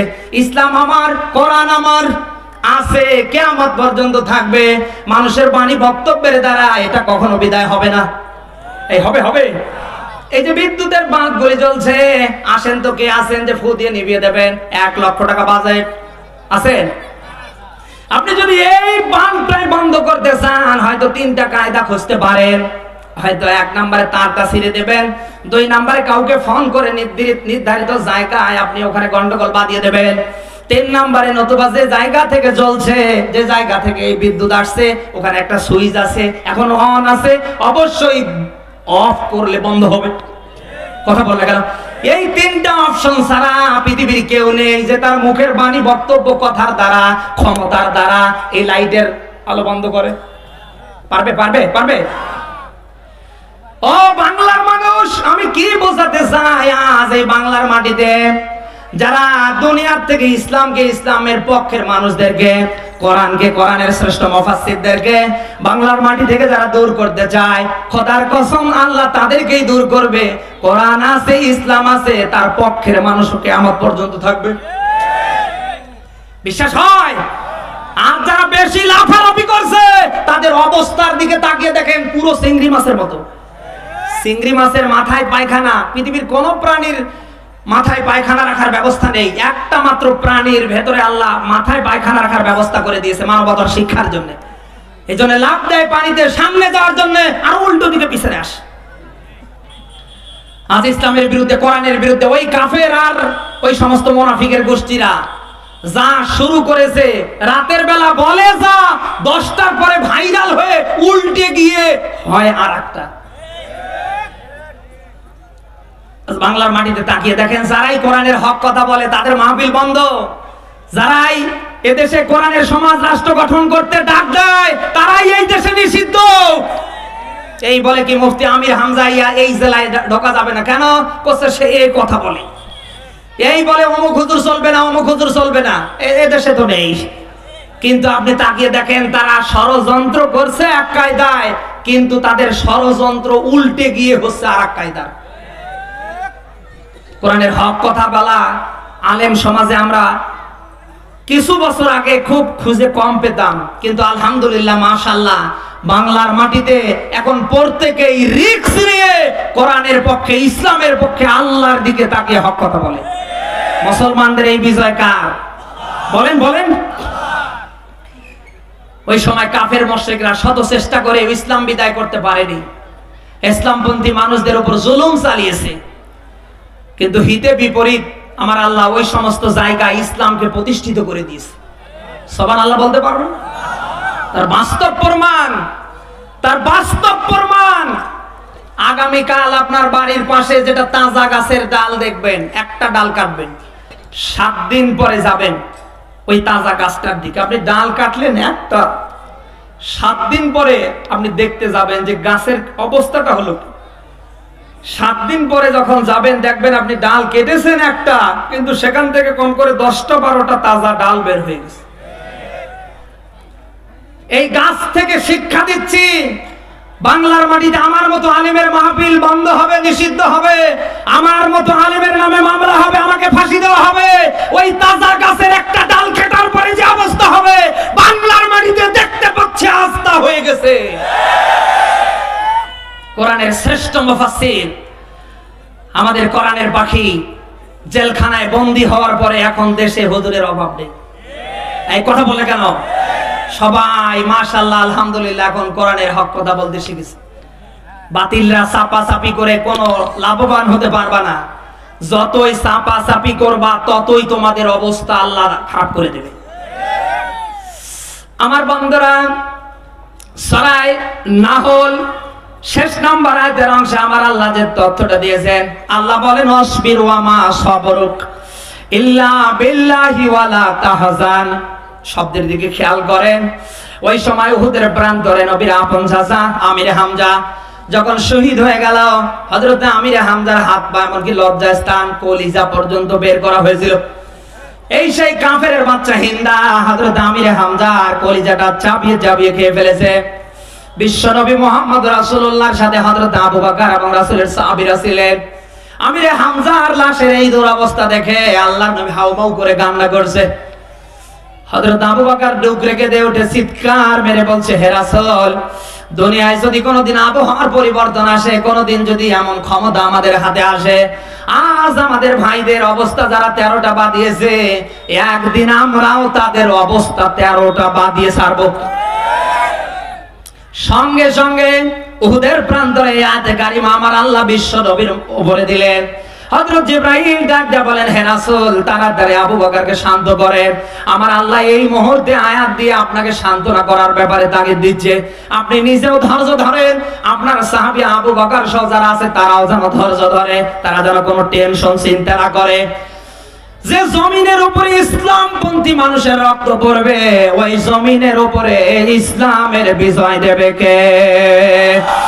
ইতিহাস প্রমাণ করে, আল্লাহর কোরআন জ্বলন্ত দৃষ্টান্ত দেয়। ওই সময় ইসলামপন্থী মানুষের রক্ত জমিনে পড়ার কারণে ও বাংলার মানুষ, পৃথিবীর কোন বাবার বেটা বেটির ক্ষমতা ছিল না ইসলামকে বাধা দেওয়া। ইসলাম প্রতিষ্ঠিত হয়ে গেছে।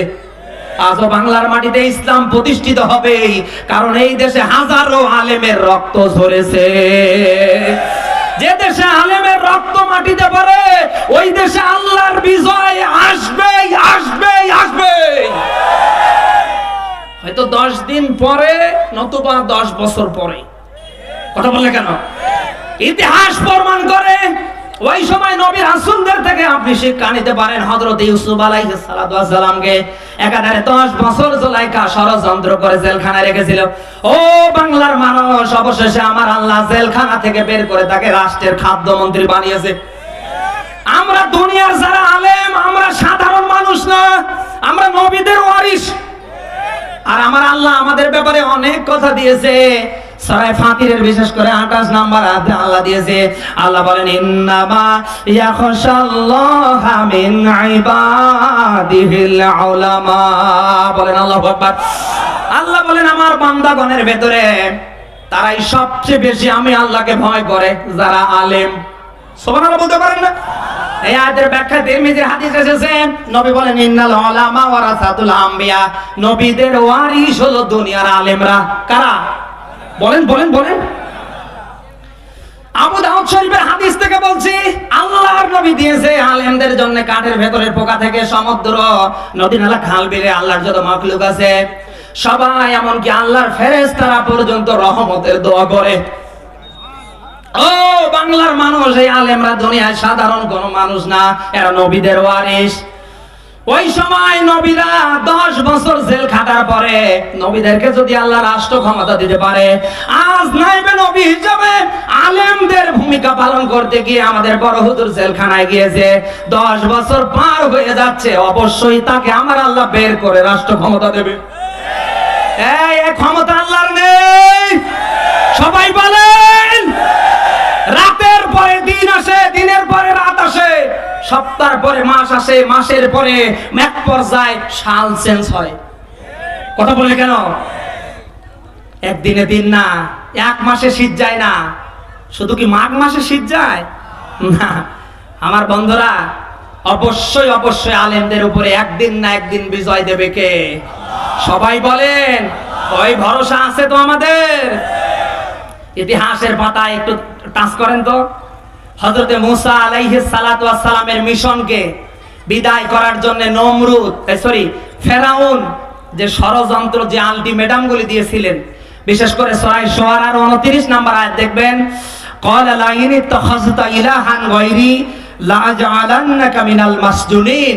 ফেরাউন আলটিমেটাম দিয়েছিল রাষ্ট্রের পক্ষ থেকে, হে মুসা, তুমি যদি তোমার ধর্মের প্রচার প্রসারণা বন্ধ না করো, তাহলে তোমাকে কিন্তু জেলখানায় বন্দী করব। কথা কি শুনতেছেন? এত বড় আলটিমেটাম রাষ্ট্রপক্ষ দেওয়ার পরে মুসাকে কি ফেরাউন থামাতে পেরেছে? নমরুদের দিকে তাকান। হযরতে ইব্রাহিম আলাইহিস সালাতু ওয়াস সালামকে আলটিমেটাম দিয়েছিলেন, এটা সূরা সাফফাতের 97 নাম্বার আয়াতে আছে।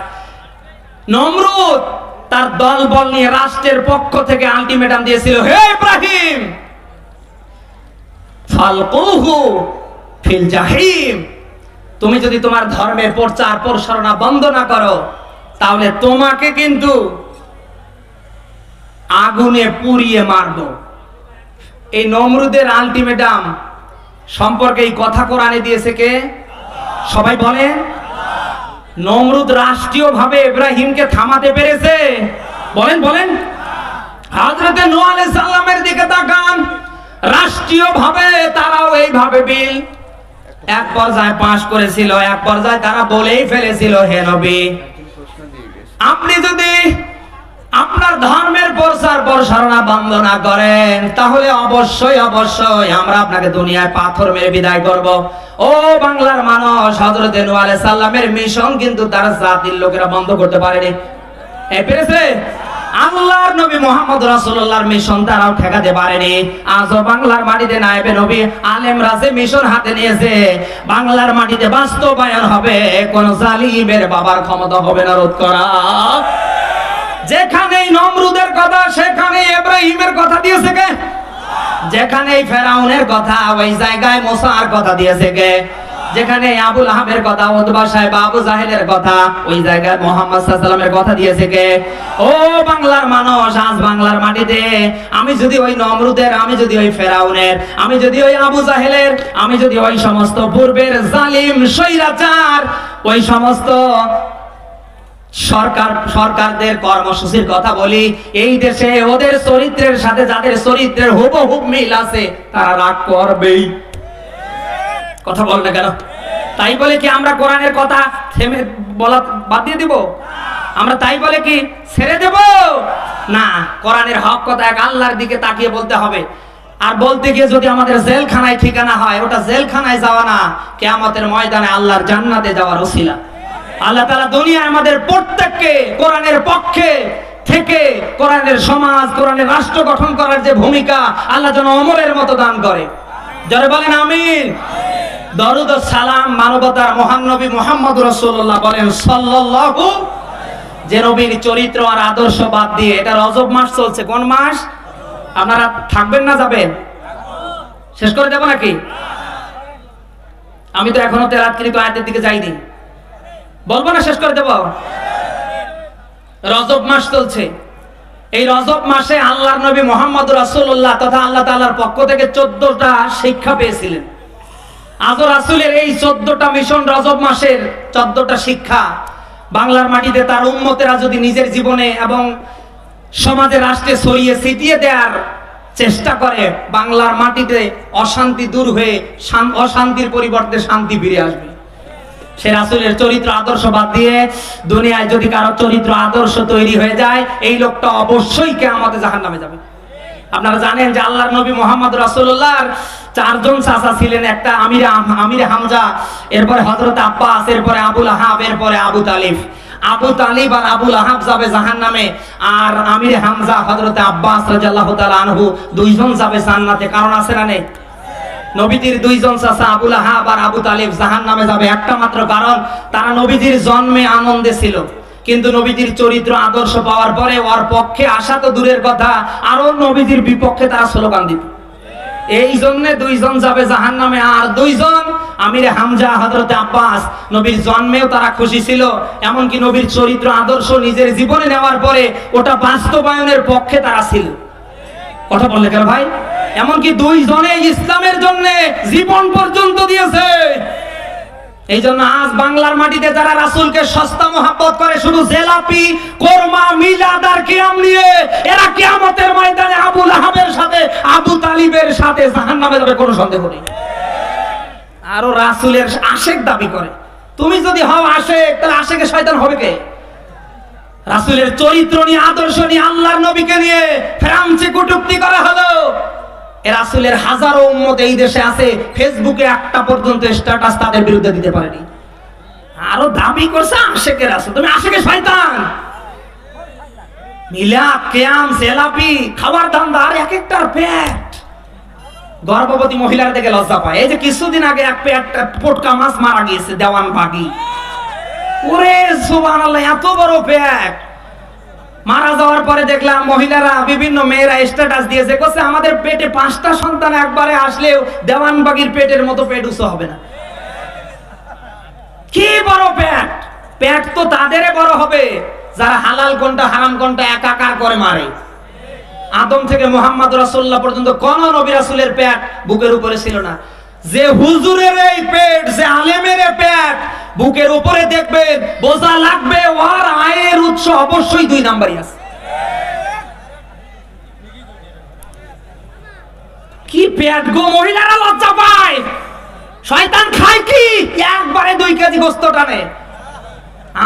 আরো প্রশংসা করে, আমাদের আমাদের আমাদের রুচি ভালো, তরকারি রান্না ভালো হলে আমরা 5টা পর্যন্ত মুরগি টানতে পারি। সুবহানাল্লাহ।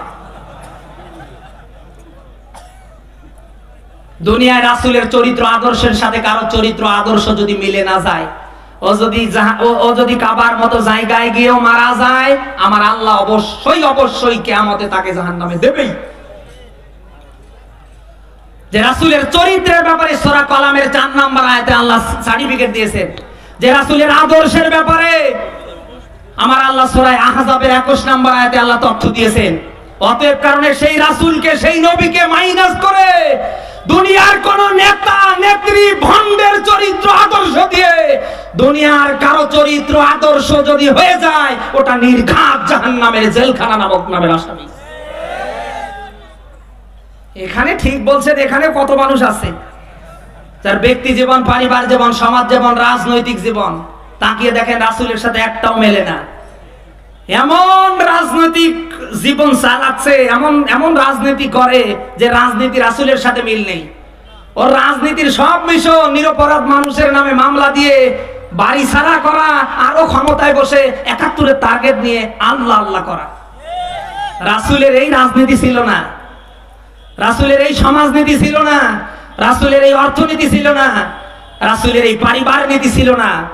ইতিহাসের পাতা খুলে দেখেন আল্লাহর নবী আদর্শবান ব্যক্তি হিসাবে, পরিবারের গার্ডিয়ান হিসাবে, সমাজের নেতা হিসাবে, রাষ্ট্রের নেতা হিসাবে তিনি কেমন ছিলেন, তার চরিত্র কেমন ছিল, তার আদর্শ কেমন ছিল। আজ আমরা মারা যাওয়ার পরে আমাদের মতো আলেমরা কবরে দেয় আর বলে বিসমিল্লাহি ওয়া আলা মিল্লাতি রাসূলিল্লাহ। আজীবন রাসূলুল্লাহর মিল্লাতের উল্টো, আজীবন রাসূলের বিপক্ষে, রাসূলের আনিত জীবন ব্যবস্থা ইসলামকে টুকরো টুকরো করার জন্য হাত চালিয়েছে কলম দিয়ে। মারা যাওয়ার পরে তোমার জন্য ওই দোয়া করলে কাজ হবে? আপনি কি রাগ করলেন? সে রাসূলের চরিত্র আদর্শ আমাদের প্রত্যেকের জীবনে বাস্তবায়ন করবার আল্লাহ যেন তৌফিক দান করে। বলেন সবাই আমিন, সবাই বলেন আমিন। আমরা তেলাওয়াতকৃত আয়াত পড়েছিলাম সূরা তাওবা। কোন সূরা? বলেন বলেন। 9 নম্বর সূরার 11 নম্বর পারার 5 নম্বর পৃষ্ঠার 119 নম্বর আয়াত। একটু জবান খুলে পড়েন, আউযু বিল্লাহি মিনাশ শাইতানির রাজিম, বিসমিল্লাহির রহমানির রহিম। ইয়া আইয়ুহাল্লাযীনা আমানু তাকুল্লাহ ওয়া কুনু মা'আস সাদিকিন। সাদাকাল্লাহুল আযীম। সূরা তাওবা কোন সূরা? বলেন বলেন বলেন। 119 নম্বর আয়াত আমরা পড়েছি। আয়াতের বাংলা অনুবাদের দিকে আমরা আসি। আল্লাহ ডাক দিলেন আদর করে ঈমানদার বলে, ইয়া আইয়ুহাল্লাযীনা আমানু, ওহে ঈমানের দাবি করো যারা, আমি আল্লাহ তোমাদের বলছি, আমি আল্লাহকে ভয় করো। ইত্তাকুল্লাহ, ভয় করা লাগবে কাকে? সবাই বলেন। কোরআনের অসংখ্য জায়গায় আল্লাহ তাকে ভয় করার ব্যাপারে তাগিদ দিয়েছেন। কোরআনে কারীম হলো 30 পারা, 114টা শিরোনাম আছে। 10 পারার সমান আল্লাহকে ভয় করা, জান্নাত জাহান্নাম পরকাল সম্পর্কে আল্লাহ দিয়েছে। কেন আল্লাহ এগুলি দিলেন? খেলা করার জন্য নাকি? এই চাচা, এই সাহস তো কম না ভাই, শেষ করে দেই নাকি? 30 পারা কোরআনে কারীমের ভেতরে 10 পারা আল্লাহ তাআলা তাকে ভয় করার ব্যাপারে, জান্নাত জাহান্নাম পরকাল আখিরাত মিজান ফুলসিরাত সব কথা মিলে আল্লাহ 10 পারার সমান করে দিলেন। কেন? কারণ আল্লাহ জানে পৃথিবীতে আমি আল্লাহর ভয় বাদ দিয়ে কোন মানুষ দুনিয়ায় সফল হবে না, ভালো হবে না। তাহলে পৃথিবীতে মানুষ ভালো হবার পেছনে ভয় লাগবে কার? বলেন বলেন। আজ যদি আমাদের জীবনে ভয় থাকতো, তাহলে আজ আমরা মানুষের উপর অত্যাচার জুলুম 180 মাইল বেগে চালিয়ে ৭১-এর টার্গেট নিয়ে এই ক্ষমতায় হুজুর মারা শিয়াল সাজতাম না। আর যদি আল্লাহর ভয় আমাদের জীবনে থাকতো, এই হাতের দ্বারা কোন নিরপরাধ মানুষের নামে আমরা মামলা দিয়ে জেলখানায় নিয়ে তার পরিবার ধ্বংস করতে পারতাম না। আজ আল্লাহর ভয় যদি আমাদের জীবনে থাকতো, আমরা এক ভাই আর এক ভাইকে আমরা অত্যাচার জুলুমের শিকারে ঠেলে দিতে পারতাম না। আমাদের ভয় যদি আল্লাহর থাকতো, বাংলার মাটিতে এক ভাই আর এক ভাইয়ের হক আমরা নষ্ট করতে পারতাম না। সব মিলে তাকিয়ে দেখেন আমাদের ভেতরে ভয় নেই কার? বলেন বলেন বলেন। আর বাংলার মানুষ আমার আল্লাহ সে কথাটাই ডাক দেওয়া বলেন, ইত্তাকুল্লাহ, আমি আল্লাহকে ভয় করো। দুনিয়ায় যদি কেউ আমার আল্লাহকে ভয় করার মতো ভয় করতে পারে, ও বাংলার মানুষ, মহান আল্লাহ তাআলা তাকে তার যে ইজ্জত আর সম্মান নিজ হাতে আমার আল্লাহ বাড়িয়ে দেয়। এর ব্যাখ্যা সূরা হুজরাতের 13 নম্বর আয়াতে আল্লাহ দিয়েছেন, আল্লাহ পাক বলেন, ইন্না আকরামাকুম ইনদাল্লাহি আতকাকুম। আল্লাহ বলেন, আমি আল্লাহর কাছে সবচেয়ে সম্মানিত প্রিয় হলো তারা দুনিয়ায় আমি আল্লাহকে ভয় করে যারা। কথা কি শোনা যায়? তাহলে আল্লাহর কাছে সবচেয়ে সম্মানিত প্রিয় ওনার তারা আমার আল্লাহকে ভয় করে যারা। দুনিয়ায় আল্লাহর ভয় থাকলে দুনিয়ায় কেউ নামাজ বাদ দিয়ে বিড়ি টানতে পারবে? আজ তাকিয়ে দেখেন অনেক মানুষ আছে ওয়াক্তের পর ওয়াক্ত চলে যায়, এখানে কত আল্লাহর ওলি আছে বসে এশার নামাজ নেই, মাগরিবও নেই, ও বলছে হুজুর রাত 3টা পর্যন্ত সালাম, আমরা তো ফজরও নেই।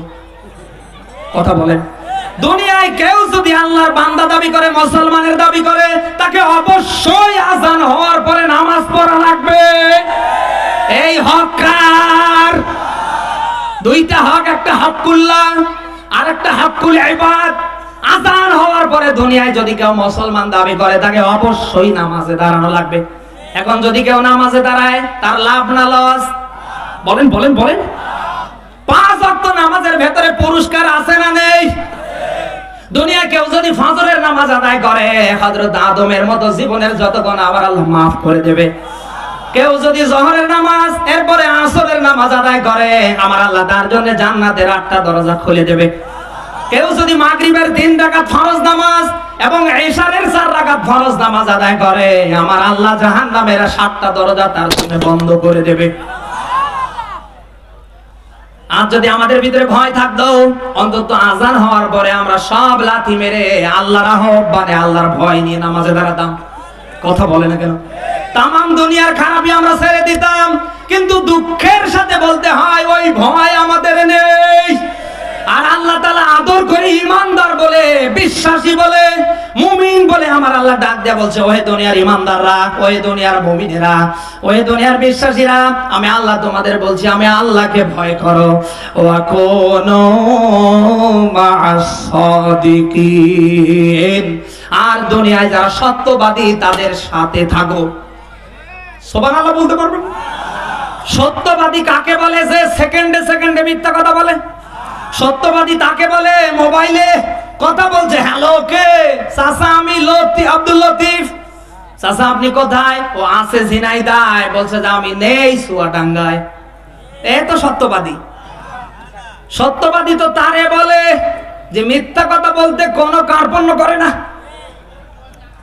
বুখারী মুসলিমের হাদিস, সত্য মানুষকে জান্নাতের পথ দেখায়, সত্য মানুষকে সভ্য করে, সুন্দর করে, আর মিথ্যা মানুষকে জাহান্নামের পথ দেখায়।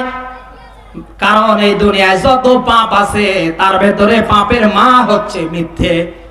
এই জন্য আল্লাহর নবী দিয়েছে, দুনিয়ায় কেউ যদি তার জবানটাকে হেফাজত করতে পারে এবং 2 উরুর মাঝখানে তার লজ্জার স্থানকে হেফাজত করতে পারে, ওই ব্যক্তির জন্য, ওই আমার উম্মতের জন্য, ওই আল্লাহর বান্দার জন্য আমি মুহাম্মদুর রাসূলুল্লাহ জান্নাতের জামিনদার।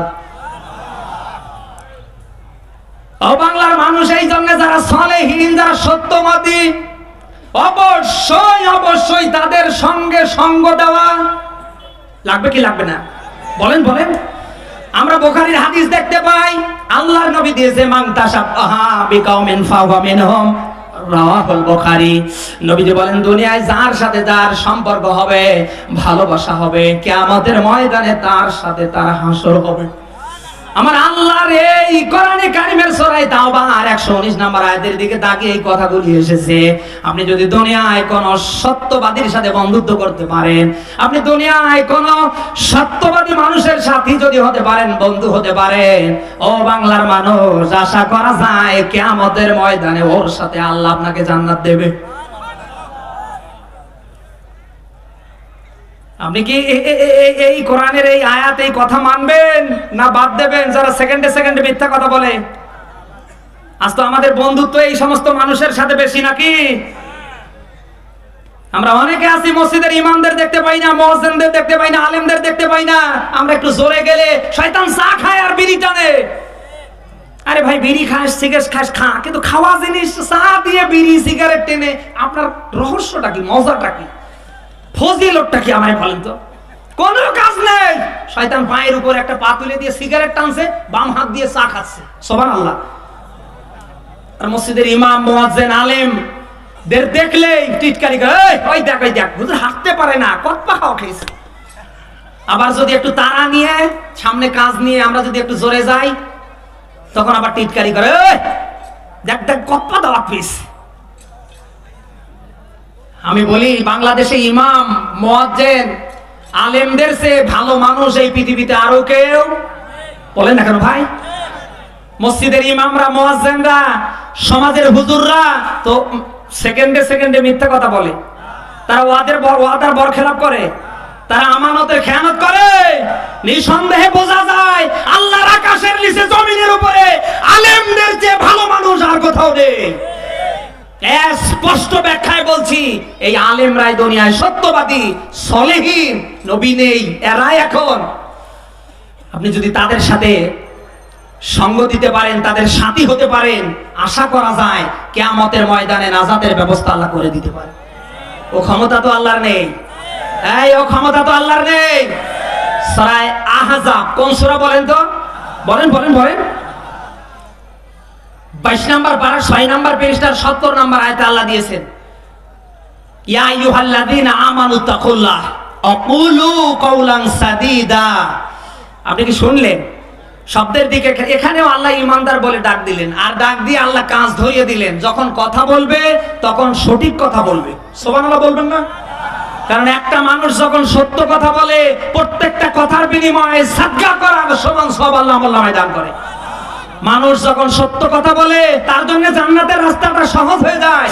মানুষ যখন মিথ্যে কথা বলে, মিথ্যের দুর্গন্ধে তার সাথে যে রহমতের ফেরেশতা আছে সব পালিয়ে যায়। এই জন্য কেউ যদি জেনে শুনে বুঝে একটা মিথ্যা কথা বলে, কিয়ামতের ময়দানে আল্লাহর আদালতের রায় অনুযায়ী তাকে 7000 বছর জাহান্নামে থাকতে হবে। এই জন্য আল্লাহ বলছেন, ওহে ঈমানের দাবি করছো যারা, আমি যারা ঈমানদার তাদেরকে বলছি, কতদূর কথা যাচ্ছে আপনি টের পান? কোন হিন্দু বৌদ্ধ খ্রিস্টান বিধর্মীকে আল্লাহ বলেননি, যারা ঈমানদার আল্লাহ তাদের ডাক দিয়ে বলছে, যখন কথা বলবে তখন অবশ্যই সঠিক কথা বলবে। তাহলে লাভ হবে কি? ওয়ায়াগফির লাকুম যুনুবাকুম, তোমার যে অপরাধ আছে সব অপরাধগুলি আমি আল্লাহ মাফ করে দেব। তার আগে আল্লাহ দিয়েছেন ইউসলিহ লাকুম আমালাকুম, তোমার আমলের ভেতরে যে ঘাটতি সব আমি আল্লাহ তাআলা রদবদল করে দেব। তাহলে সত্য কথা বললে কয়টা লাভ? বলেন বলেন, কয়টা লাভ? দুইটা। এক নম্বরে আমাদের আমলের ভেতরে যে সমস্যাগুলো আছে আল্লাহ সেগুলি পরিবর্তন করে দিবে। আর দুই নম্বরে আমাদের যে অপরাধগুলি আছে এগুলি মাফ করবে কে? আমরা কি এই সত্য কথা আজকে থেকে বলার পরিবেশ তৈরি করতে পারি তো? দেখি কারা রাজি। লিল্লাহে তাকবীর, আল কোরআনের আলো, লিল্লাহে তাকবীর, আলহামদুলিল্লাহ। হাত নামান। মেয়েরা এসেছে? ওই যে ওখানে ছেলেটা উঠছে, এই এলাকার মানুষের সামনে কান ধরে বসেন না কেন ভাই? মায়েরা যারা এসেছেন, মায়েরা যারা এসেছেন, মায়েদেরকে বিনয়ের সাথে আমি বলছি, কোরআনের মাহফিলে আসেন, কিন্তু মাহফিল থেকে কিছু নিয়ে গিয়ে বাস্তবায়ন করতে চান না। আসেন আবেগে, ওই সমস্ত আবেগই ছেড়ে দিয়ে আমি কি বলছি বিবেক দিয়ে শোনার চেষ্টা করেন। আজ মায়েরা দুনিয়ায় যদি ভালো হতো, আমার তো মনে হয় দুনিয়াটা ভালো হতে কোনো সময় বলেন বলেন বলেন লাগতো। এক একটা মা আজকে ভালো না হওয়ার কারণে ওর পেট থেকে যত সন্তান দুনিয়ায় আসছে, হয় ডিপ জল নতুবা ভারতের কটকটি। এই কথা বলে কেন ভাই? দুনিয়ায় যদি কেউ 1 নাম্বার ফ্যাক্টরি দিয়ে গিয়ে মাল চায়, অবশ্যই সে 1 নাম্বার মাল পাবে। আর কেউ 1 নাম্বার ফ্যাক্টরি বাদ দিয়ে যদি 3 নাম্বার ফ্যাক্টরি দিয়ে মাল চায়, 2 নাম্বারও পাবে না। এই কথা কয় না ভাই? মায়েরা মায়েদের পেটটা এটা একটা ফ্যাক্টরির মতো। আজ মায়েরা যদি ভালো হতো, তাদের পেট থেকে অবশ্যই অবশ্যই জামানার সবচেয়ে বড় আলেম, জামানার সবচেয়ে বড় আল্লাহর ওলি বের হতো। দুঃখের সাথে বলতে হয়, এদেশে এক একটা মা আছে যে মা তার জীবনে ইসলামের নিয়ম নীতি নিতে চায় না, আরো বিরুদ্ধে অবস্থান নেয়। কথা বললে কেন? আজ প্রত্যেকটা মা যদি কালকে থেকে দায়িত্ব পালন করে যে আমি মুসলিম মা, আমি একজন মুসলমানের মেয়ে, আমি একজন মুসলিম মেয়ে, আমি একজন মুসলমানের স্ত্রী, আগামী কাল থেকে নিজেও আমি ইসলাম মানবো। আমার পরিবারে যারা আছে, বিশেষ করে সন্তানদেরকে ইসলাম মানার ব্যাপারে আমি তাগিদ দেব। আমার সন্তান আজান হওয়ার পরে যদি মসজিদে না যায়, তাহলে আমি ভাত বন্ধ করে দেব। কথা বললে কেন? আমার মেয়ে যদি বোরকা পরে স্কুল কলেজ ইউনিভার্সিটিতে না যায়, আমার মেয়ে যদি ইসলামের ফরজ বিধান না মানে, তাহলে মেয়ের পড়া আমি বন্ধ করে দেব। সন্তান আলিফের মতো সোজা হতে সময় লাগবে।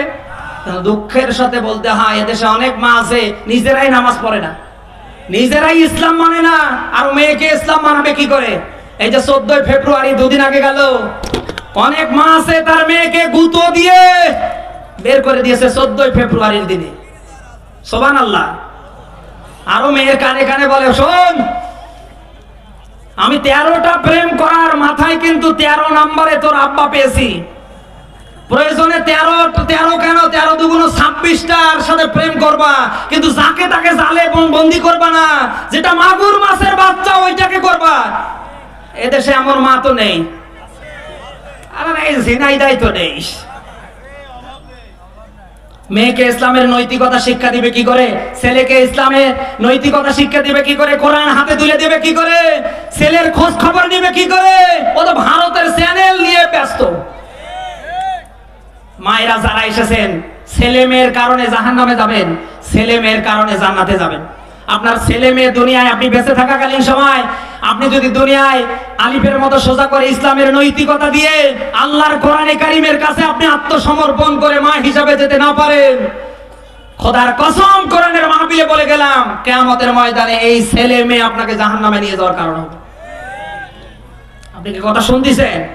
এজন্য যারা মা হিসাবে, বোন হিসাবে এসেছেন, বিনয়ের সাথে বলছি, আগামী কাল থেকে নিজেও ইসলাম মানবেন, ইসলামের ফরজ বিধান মানবেন, নিজেও ইসলামের পক্ষে থাকবেন, সন্তানাদি পরিবারকে ইসলামের ছত্র ছায়ায় রাখার চেষ্টা করবেন। আল্লাহ যেন মাদেরকে দান করে, বলেন আমিন। মাদের ব্যাপারে 6টা বিষয় আমি কথা বলবো, যে 6 প্রকার মহিলাকে কিয়ামতে আল্লাহ জাহান্নামে দেবে। এটা বুখারী মুসলিমের হাদিস। আমি কি বলবো না শেষ করে দেব? না, এত কথা বলা লাগে কেন? ওই সিটার মত। হ্যাঁ, মায়েরা যারা এসেছেন, হৃদয়ের কান খাড়া করে শোনা লাগবে, আবেগ দিয়ে নয়, বিবেক দিয়ে। 6 প্রকার মেয়ে মানুষকে কিয়ামতে আল্লাহ জাহান্নামে দেবে। দেখেন তো এই প্রকারগুলির ভিতরে আপনি আছেন কিনা। 1 নম্বরে, দুনিয়ায় যে মেয়েরা পর্দা না করে, যারা পর্দাহীন হয়ে দুনিয়ায় মারা যাবে, এই পর্দাহীন মেয়েদেরকে জাহান্নামে দেবে কে? বলেন বলেন। এইরকম মেয়ে তো এই ঝিনাইদায় নেই।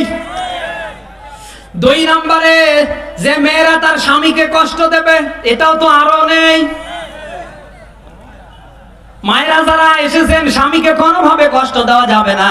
যতটুকুন পারেন স্বামী যাই করুক না কেন, আমার আল্লাহর কাছে দোয়া করা লাগবে, আল্লাহ আমার স্বামীকে তুমি মাফ করে দাও, আমার স্বামীকে তুমি হেদায়েত দাও। স্বামীকে দুনিয়ায় যদি কেউ কষ্ট দিয়ে মারা যায়, ও যদি নামাজের সেজদায় মারা যায়, তাও আল্লাহকে জাহান্নামে দেবে। 3 নম্বরে মায়েদের ব্যাপারে বলছি, মা স্বামীকে বাদ দিয়ে দুনিয়ায় যদি আপনি পরকিয়া করেন, পারার না তার বলদুর সাথে আপনি সম্পর্ক রাখেন, দুনিয়ায় যাই করেন না কেন, ও কিয়ামতে আল্লাহ গুঁতো দিয়ে জাহান্নামে দেবে। এই কথা শুনতেছেন? 4 নম্বরে, আল্লাহর নবী দিয়েছে, ওই সমস্ত মেয়েদেরকে আল্লাহ জাহান্নামে দেবে যে মেয়েরা পবিত্রতা অর্জনে অলসতা করে। এরকম তো এই দেশে নেই। মেয়েদের ভেতরে সবচেয়ে বেশি এই জিনিসটা আছে। দেখবেন সপ্তাহের ভেতরে তারা 3 দিনেই ঠান্ডায় গোসল করতে চায় না। মায়েরা যারা এসেছেন, মা যখনই আপনি অপবিত্র হবেন, সাথে সাথে পবিত্রতা করে নেবেন, কারণ দুনিয়ায় মৃত্যুর কোনো গ্যারান্টি নেই। আপনি যদি মৃত্যু নাপাক অবস্থায় মারা যান, তাহলে অবশ্যই অবশ্যই আপনার ঠিকানা হবে জাহান্নাম। 5 নম্বরে, আল্লাহর নবী দিয়েছে, ওই সমস্ত মেয়েদেরকে আল্লাহ জাহান্নামে দেবে দুনিয়ায় যে মেয়েরা তালাতালি করে। তালাতালি বোঝেন? এর কথা হক লাগিয়ে দেয়, এর কথা এক লাগিয়ে দেয়। আজ হাজারো মেয়ের সংসার নষ্ট করার পেছনে মেয়েদের এই তালাতালি। কথা বলে না কেন? আজ হাজারো সংসার তছনছ করার পেছনে, সংসারে ঝগড়া বিবাদ, মারামারি কাটাকাটি, ভাইয়ে ভাইয়ে দলাদলি করার পেছনে মেয়েদের এই তালাতালি। কথা বলে না কেন? সব সময় আপনার কানে দেবে, তোমার ভাই এটা করে, ওটা করে, এটা বলে, ওটা বলে, তোমার মা এটা করে, ওটা করে, এটা করে, ওটা করে, মানে সব দোষ ওদের, ওর কিছুই নেই। এইরকম তালাতালি করে হাজারো সন্তানকে মা বাবা থেকে, আত্মীয় স্বজন থেকে, পরিবার থেকে এই সমস্ত মেয়েরা আলাদা করে ফেলেছি। কথা বলে না কেন? মায়েরা যারা এসেছেন তালাতালি করবেন না। 6 নম্বরে আল্লাহর নবী দিয়েছে যে মেয়েরা হিংসুক, দুনিয়ায় যে মেয়েরা হিংসা করবে, কিয়ামতের ময়দানে আমার আল্লাহ তার আদালতে রায় দিয়ে তাদেরকে জাহান্নামে দেবে। এরকম হিংসুক মেয়ে তো এই ঝিনাইদহে নেই। কার বাড়িতে আছে হাত তোলেন তো দেখি। এই হুজুর, কি দৌড়ছে ভাই। 6 নম্বরে আল্লাহর নবী দিয়েছে হিংসুক মেয়ে। আজ মেয়েদের ভেতরে এই গুণটা আছে না নেই? আপনি দেখবেন ওর জন্য হাজারো টাকার জিনিস দিয়ে আসবেন, ওর ছেলের জন্য, মেয়ের জন্য, কোনদিন আপনাকে বলবেন আর দরকার নেই। অন্তত 500 টাকা, 1000 টাকা দামের মায়ের জন্য, আপনার বাবার জন্য, আপনার পরিবার অস্তদের জন্য যদি নিয়ে আসে, দেখেন সাথে সাথে ওর গা একেবারে জ্বর ব্যথায় ভরে যায়। এদেশে তো নেই। মায়েরা যারা এসেছেন হিংসা করবেন না। আজ আপনার একটা সন্তানকে মানুষ করার পেছনে আপনি যত কষ্ট শ্রম দিচ্ছেন, আপনার এই স্বামীটাও তো কোনো না কোনো মা, কোনো না কোনো বাবার সন্তান ছিল, তাকেও তো কোনো না কোনো মা, কোনো না কোনো বাবা মানুষ করেছে। কথা বলেন না কেন? আপনি আজ যদি আপনার স্বামীকে স্বাধীনতা না দেন তার মা বাবার খেদমত করার, মনে রাখবেন কোরআনের মাহফিল থেকে আমি বলে গেলাম, কিয়ামতের ময়দান আশা লাগবে না। দুনিয়ার ঋণ আমার আল্লাহ দুনিয়ায় পরিশোধ করায়, তারপরে আপনার বরণ দেবে। আজ আপনার স্বামীকে যে কায়দায় আপনি নিয়েছেন, আপনার পেট থেকে যারা বের হয়েছে ওদেরকেও ওরা ওই কায়দায় নেবে। কত ধানে কত চাল সেদিন টের পাবেন।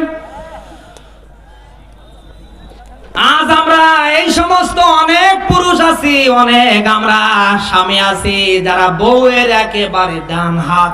কথা বলে কেন? বউ পাগলাতে ওরা, বউ যেটা বলে আমরা ওটাই। আজ এই বউয়ের দিকে তাকিয়ে মা থেকে, বাবা থেকে, তামাম ভালো ভালো কাজ থেকে আজ আমরা আলাদা হয়ে আছি। এরকম করা যাবে না। আল্লাহর গজব আসবে। আল্লাহ তাআলা যেন আমাদের প্রত্যেককে আমল করবার তৌফিক দান করে। যে গুণ কয়েকটার কথা বললাম, আল্লাহ তাআলা এই বদ গুণ কয়েকটা মা বোনদের থেকে পরিহার করার যে যোগ্যতা, আল্লাহ যেন মা বোনদেরকে আসিয়ার মতো, খাদিজার মতো, ফাতেমার মতো দান করে। বলেন আমিন। দোয়া এখনই হবে। সবাই কয়েকবার আমরা দরুদ শরীফ পড়ি। আল্লাহুম্মা সাল্লি আলা মুহাম্মদ। আসসালামু আলাইকুম হুজুর, আমি হজ করতে যাব। আমার স্ত্রী এবং বাড়ির অন্যান্য মহিলারা বেপরদায় মাঠে ঘাটে পর পুরুষের সাথে কাজকর্ম করে, তা আমার হজ কবুল হবে কিনা দয়া করে বুঝিয়ে বলবেন। আপনার বাড়ির অন্যান্য মহিলারা বেপরদায় মাঠে ঘাটে, আপনি যদি গার্ডিয়ান হন অবশ্যই অবশ্যই আপনার ওই সমস্ত মেয়েরা যাতে বেপরদায় না চলে আপনাকে তাগিদ দিতে হবে। এখন যদি আপনি তাগিদ না দিয়ে আপনি যদি নিজের স্বাধীনতা নিজের ভেতরে রাখেন, এটা যদি প্রয়োগ না করেন, তাহলে কিয়ামতে আপনাকে জবাবদিহি করা লাগবে। হজ হবে, হজ হবে, কিন্তু আপনার অধীনস্থ পরিবারের আওতায় যারা, তারা যদি খারাপ কাজ করে, আপনি যেহেতু দায়িত্বশীল গার্ডিয়ান, কুল্লুকুম রাঈন ওয়া কুল্লুকুম মাসউলুন, প্রত্যেকেই দায়িত্বশীল, আর দায়িত্বের ব্যাপারে কিয়ামতে যেহেতু জবাবদিহি করা লাগবে, এই ব্যাপারে যেহেতু কিয়ামতে আল্লাহর আদালতে জবাবদিহি করা লাগবে, এদিকটা আপনি খেয়াল রাখবেন। হজ হবে, তবে আপনি চেষ্টা করবেন আপনার পরিবারের মেয়েরা যাতে বেপরদায় ইসলামের ফরজ বিধান লঙ্ঘন না করে। এখন এই দোয়া হবে। আমরা এখন এই দোয়া করছি, দুঃখের সাথে বলছি, আজকের যে মাহফিলের প্রধান বক্তা, সারা বাংলার আলোড়ন সৃষ্টিকারী হযরত মাওলানা আব্দুল খালেক শরীয়তপুরী এখানে আসার কথা ছিল। তিনি জানি না হয়তো কোনো কারণে আসতে পারেননি। আমরা তার জন্য বদদোয়া না করে দোয়া করছি, আল্লাহ তাআলা যেন কোরআনের মাহফিলগুলো তাকে ঠিকভাবে রক্ষা করবার তৌফিক দান করে। কোরআনের মাহফিল এইভাবে মিস করা এটা বক্তাদের মানায় না। বাগমারী সরকারি প্রাথমিক বিদ্যালয়ের সহকারী শিক্ষক মোহাম্মদ রমজান আলী খুবই অসুস্থ। আল্লাহুম্মা আমিন। রব্বানা